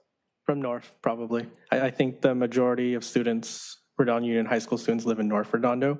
And so coming down Diamond is their most direct route to the school. The other alternative is Barrel. Yeah, I've seen the, gangs of cyclists coming down Diamond and stuff. It's gotten to the point where, at least for my family, my wife is actually scared to go down Diamond now because of the amount of young adults who are making that commute on their e-bikes, and they don't often care what light what color the light is at the time, even up to 5 or 6 seconds later. So we have kind of even skipped Diamond on the north, or from the north to the south, just altogether. It's too much of a hassle. So I'm very interested to see what actually anything is better than what's there now. It's just completely dangerous and well out of hand. So I'm excited to see your changes be inputted and done with the city. I think that's a really smart idea, and I think it'll make everybody safer. With the bikes or the bike racks at the school, because the e-bike tires are so much thicker and the e-bikes are actually so much wider than a regular bicycle, are there special bike racks that the school has for e-bikes? I don't know the exact model of bike rack they have. I think it's a sort of an older type. There's a lot of discussion out there on what's the optimal bike rack type, and I think for the city of what we put in the public right away, it's just a simple U-shaped with a crossbar in the middle. That's not too thick, and it can accommodate a wide variety of bikes. That's what we use, and I think if the school approached us and asked us for a type, that's what we would recommend as well. But certainly we can pass that on to the school officials when they decide to expand their bike parking on campus. Okay, those are my I do have another question. Oh, I'm so sorry, Commissioner Anderson. Go ahead. Oh, yeah, I wanted to know if there's been any interest or demand in bike lockers for overnight parking of these bikes occasionally. Haven't heard a request for that before. I suspect that, and I don't know, there might be some limited demand for overnight bike parking. Perhaps some students already do that overnight, they probably would prefer they leave it in that locked bike cage and not on the exterior of the school. But it's not something we've thought about or heard a request for. I have a question. You had mentioned the future project for the parking on campus. What does that look like and what timeline? So we've only gotten like a quick conceptual sketch from the high school. They're still doing the design and deliberations themselves as well. And then we've been in continuous contact with them to share that design with us so that we can provide our comments and our feedback, based on what we've heard from the community and the commission and how that will affect city streets, how people enter, how people exit, and how that affects our crosswalks.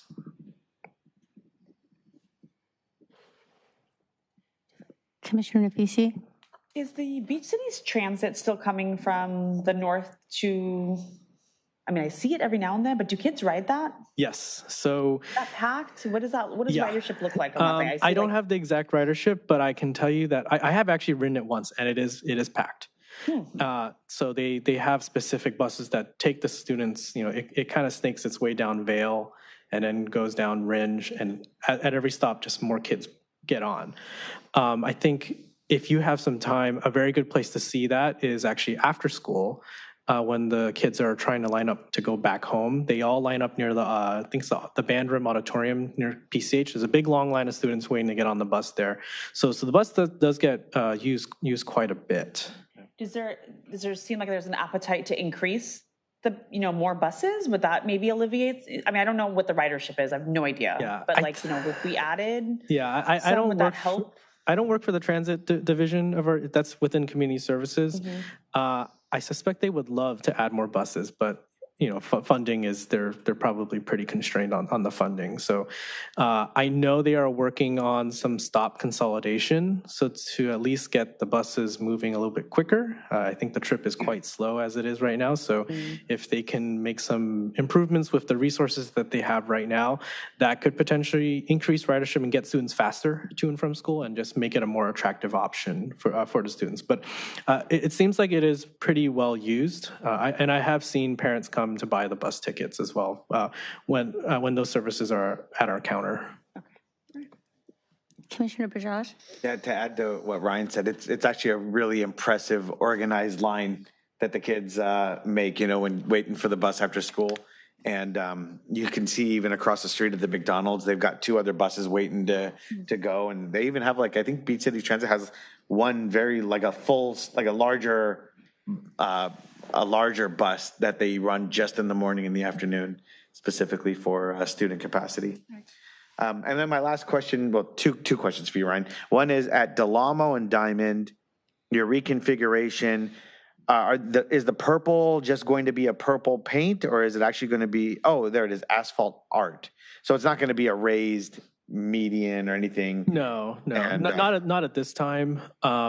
So just closing off the left turn pockets, still allowing the movements, just closing off the pockets to make the intersection more manageable? Correct. Got it. Yeah, we ran a LOS, level of service analysis, and it actually operated just slightly better without it, by reducing the complexity. Yeah. And then my last question is, what is being asked of us right now?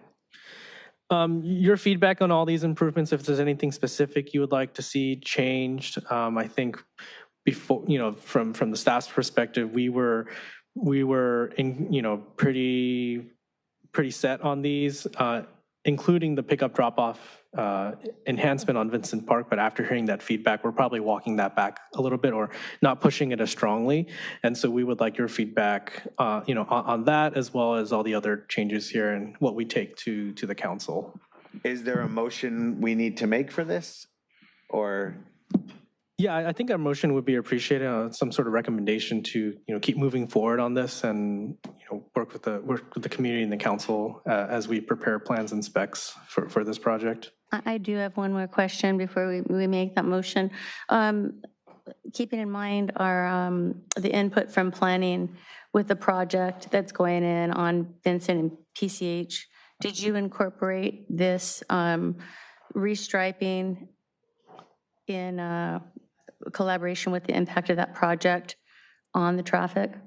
at the school? So most of the most of the traffic count data was collected on Diamond. We didn't collect, significant counts on Vincent, knowing that, Vincent is a narrower street, and there's not too much more we can do in terms of, adding or deleting lanes on that street.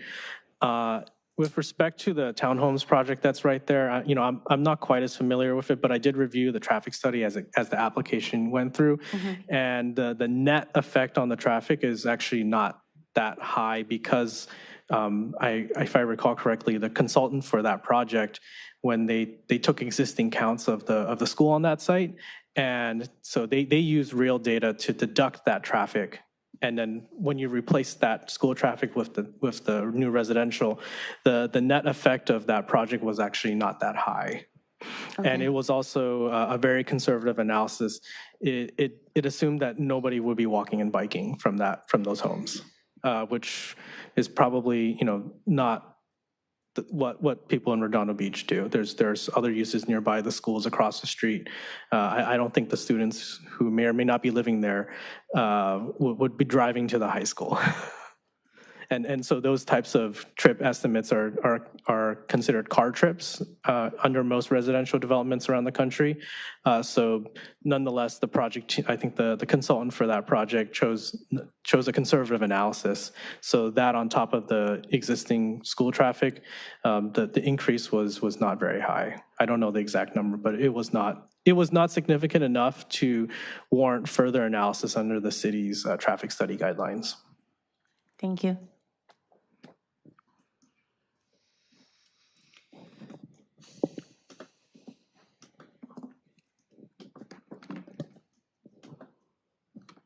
So can we see those recommendations up on our screen again? Thank you.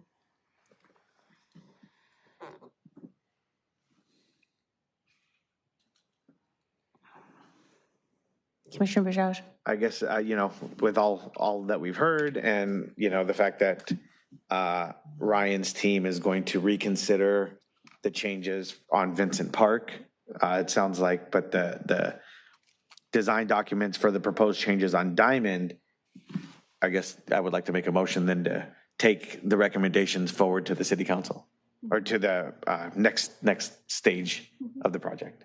Sure. For Diamond. For Diamond. Yeah, I'll second that motion. Sounds great. Roll call vote. Commissioner Simpson? Aye. Commissioner Bajaj? Aye. Commissioner Anderson? Aye. Commissioner Nafisi? Aye. Commissioner Bealy? Aye. Chair Arata? Aye. Thank you. Motion carries. We'll move on to J4, discussion and possible action regarding upcoming Public Works and Sustainability Commission meeting dates. Yes, so we don't really have a presentation, but this is basically speaking to the remaining meetings for the year. We have two regular meetings scheduled for November 22nd, I believe. Let me pull it up. No, correct. November 24th and December 22nd. Given that these are usually around the holidays, the 24th of November being the week of Thanksgiving, a lot of times either commissioners or staff are out of town. December 22nd, same thing. That's during kind of our butting against the holiday closure for the city. We are working that Monday. That is the only day we work that week. So this is just a time for the commission we did this last year to decide the remainder of the meeting schedule for the year. So if you read the AR, kind of the options are going forward with the November and December meetings as regularly scheduled, either consolidating the meetings and canceling the regular meetings, creating a special meeting. The dates we put in there were December 15th or December 17th, or just canceling the meetings for the remainder of the year and reconvening in January. We do not have any pressing traffic items for the rest of the year. It really would only be, I believe there's the preferential parking permit item report that we were supposed to bring back. However, that kind of program, and maybe our director, Wingy, would like to kind of comment on this as well. Yeah, thanks, Jesse. We did get one other request, not urgent, but the Planning Commission would like this commission to consider an item related to, I don't remember the specific topic, but it was perhaps before the end of the year if it can be done. So there is an item, it's traffic related, more about the code. I think it had to do with, and now I remember, it was driveway widths for commercial properties. We have code to that now. The goal is on the Artesia aviation corridors to maybe shorten some of those driveway widths, shorten the requirement to allow more regular sidewalk and more walkable streets there. So the Planning Commission had asked that this commission consider that also. So our planning team, some of our planning staff will come and present that anytime. No urgency other than something they'd like us to do this year. So could be this year, could be January. Either way would work. Thank you. Quick question, Andy. What is the bid width or something for a commercial driveway? Our code right now has a minimum width for driveway with two-way traffic of 30 feet and one-way traffic of 14, if I remember correctly. Those are for commercial? Commercial, yeah, institutional. Okay. Two-way traffic and one-way traffic respectively. Okay, thank you. Yep.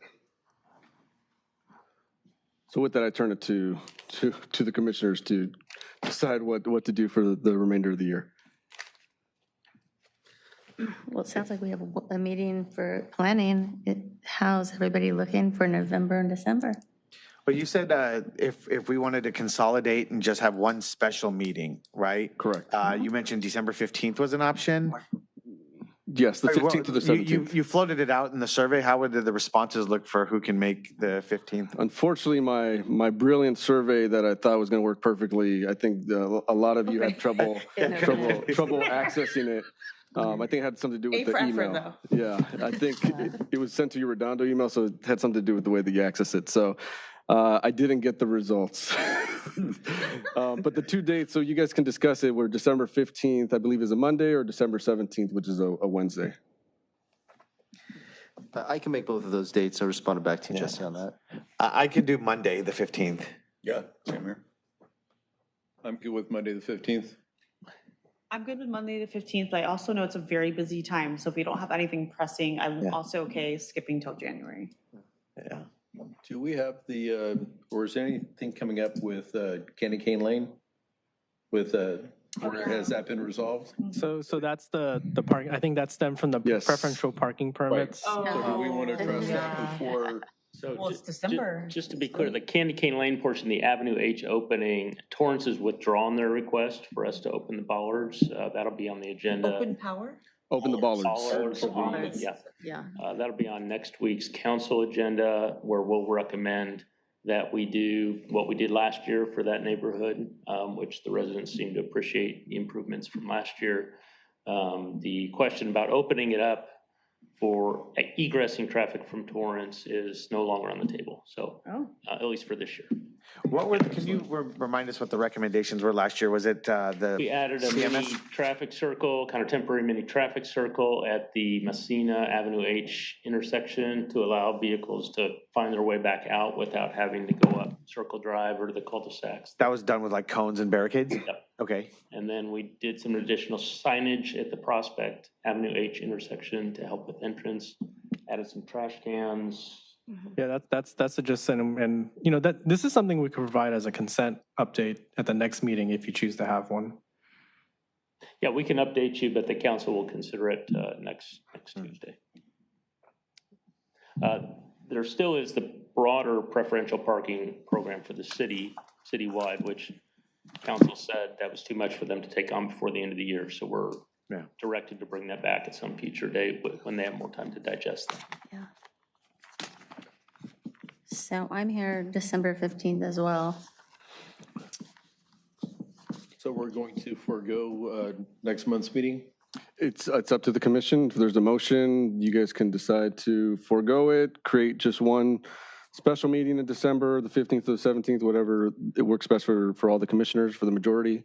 Or, yeah, it's up to the commissioners at this point, how you guys want to handle that. Maybe we do one special meeting on the 15th? I think so too. Yeah. Monday is probably less likely for a school event to pop up Yeah. than a Wednesday or something. you know? So that means nothing in November. Nothing in November. Yeah, the 24th, the week of Thanksgiving. Yeah. is Right. A little hectic. Yeah. So we need a Yes, we motion have to one do? motion on there. We need a second. Just motion to eliminate November's meeting and move December's to December 15th. A special meeting. Special meeting, yeah. I'll second it. Okay. Roll call. Commissioner Simpson? Aye. Commissioner Bajaj? Aye. Commissioner Anderson? Aye. Commissioner Nafisi? Aye. Commissioner Beely? Aye. Chair Arata? Aye. Thank you. So the November, just so we're clear, November, December meetings will be canceled, and we will have a special meeting on December 15th. Right. And you'll make sure to send a reminder to us. Yes. Yeah, but you have to take a survey beforehand. That's not gonna work. And it's at 7 p.m. I was very proud of my form, and you know. Okay. Sorry, Jesse, I had to go for the cheap shot. No, you actually were the only one that did correctly respond, even after some trouble. I swear I tried. No worries. Thank you, sir. And then we'll move back to J1 for discussion and selection of the new Public Works and Sustainability Chair and Vice Chair. Yeah, so this is the time of the year we select the new chair and vice chair for the next 12 months. So it's just a discussion between the commissioners on that selection. I would like to nominate Bajaji. I appreciate that, but I also enjoy not doing it. So, would anybody like to? You would like to continue for another year? If y'all want me. Oh, I'd love to. Yeah. I'm sorry, I thought you Is there were, any other? I know, I also. I totally should have asked you first, Cindy. I'd love to if y'all want me to. Is there like a protocol, like you typically try to give it through seniority and let everybody get a turn kind of thing, or is No, it's just preference of the commission. Okay. Would you like to be vice Like chair? to do vice chair? Sure, I'll be vice chair, yeah. All right. So I guess we need a motion to, I'll make the motion to have Cindy Arata do it another year, be the chair another year. And then do I say him too, or is that another motion? It can be in one motion. Okay. Last name was Anderson. Anderson, right? Okay.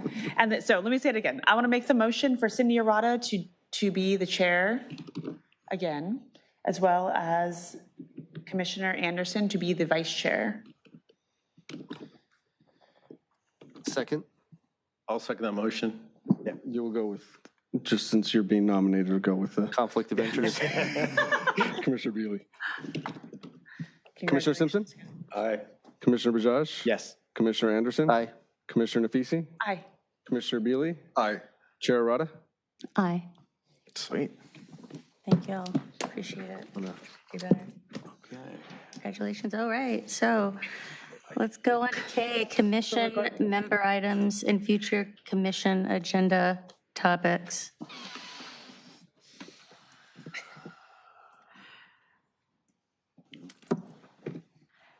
So I just have one thing. Commissioner Always one Nafisi, thing. of course. Would it be possible?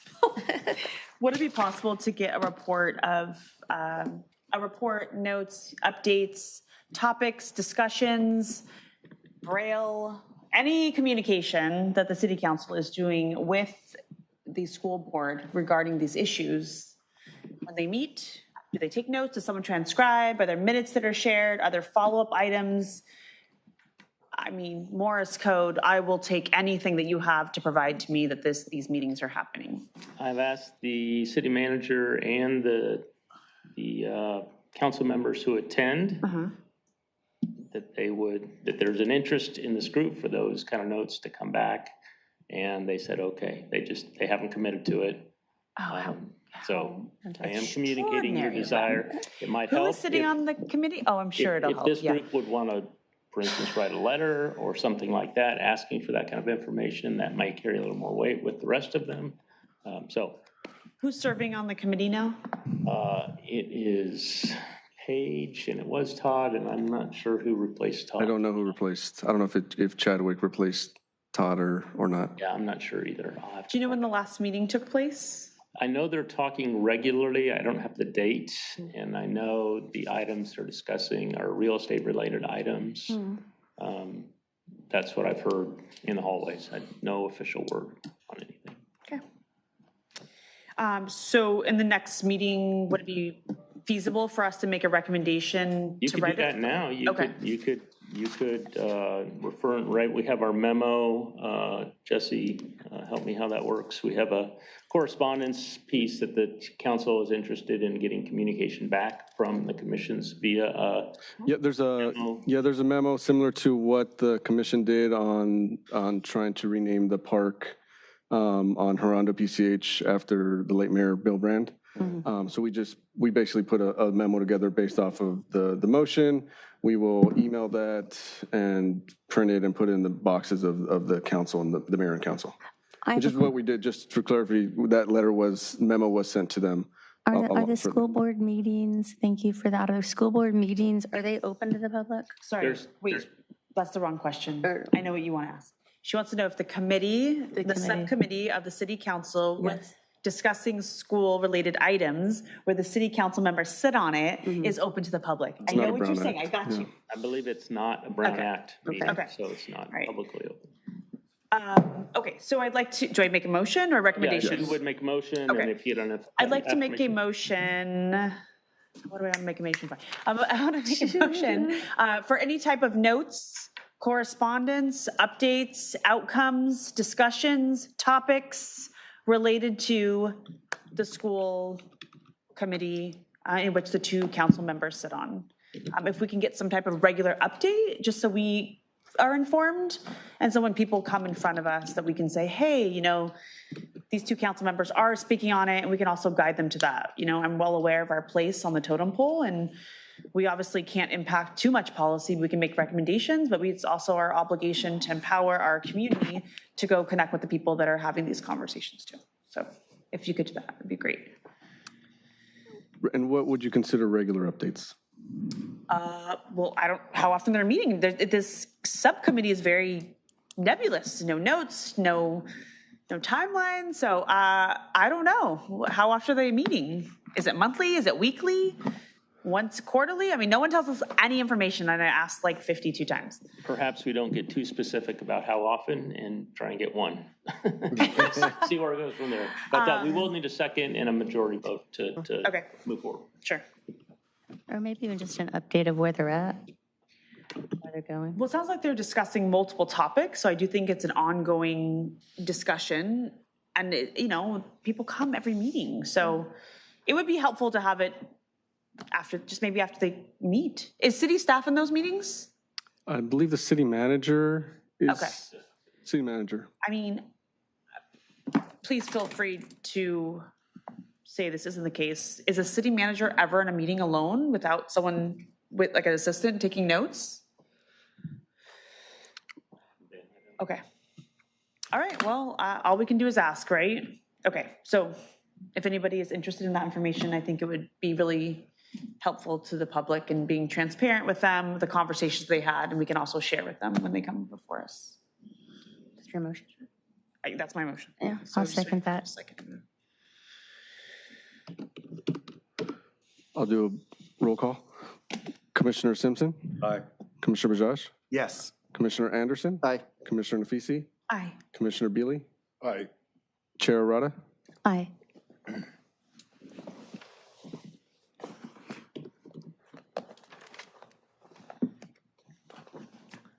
I have nothing. Commissioner Simpson, Commissioner Bajaj, Nope, I have Commissioner nothing. Anderson, Oh, I have a question. Commissioner Bajaj. How's the kind of initial, how's the pay stations working out down at the harbor lot? Down Great there? question. Yeah. I know they're working. Yeah. I know the signage is improving. Yeah. I don't know trend-wise how they're doing versus the other ones yet. I believe it's certainly better than the man station was prior to that. I know that's actually saving the city money by not having to staff that position. So, yeah, we'll look forward to some early reports on that from the waterfront development department. Yeah, I parked there the other day and I paid, and it was a very easy process. Once you have the app, it's very easy, right? Obviously more tedious if you don't. But there are physical pay stations around there as well, correct? There's 3. Yes. Okay, good. And I'm guessing we got the enforcement out there, and they've able to enforcement the same way that they can do with the structures. Yeah, I imagine it'll be the same. That's handled by police department, of course, and so I'm not privy to their actual protocol, but I imagine it's very similar to how they handle the structures. That's good. It's a good addition. I like the additional entrance they opened up off of Portofino Way.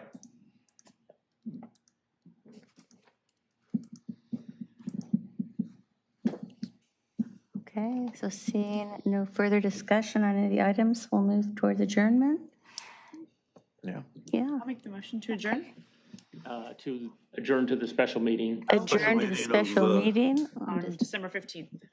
December 15th. At 7 p.m.? Yeah, so we're going to, and get a second? I'll second that. Okay, all in favor? Aye. Aye, so we're adjourned. This next meeting, the Redondo Beach Public Works and Sustainability Commission will be a special meeting at 7 p.m. on December 15th in the Redondo Beach Council Chambers at 415 Diamond Street, Redondo Beach, California. Thank you. Thank you very much. Great.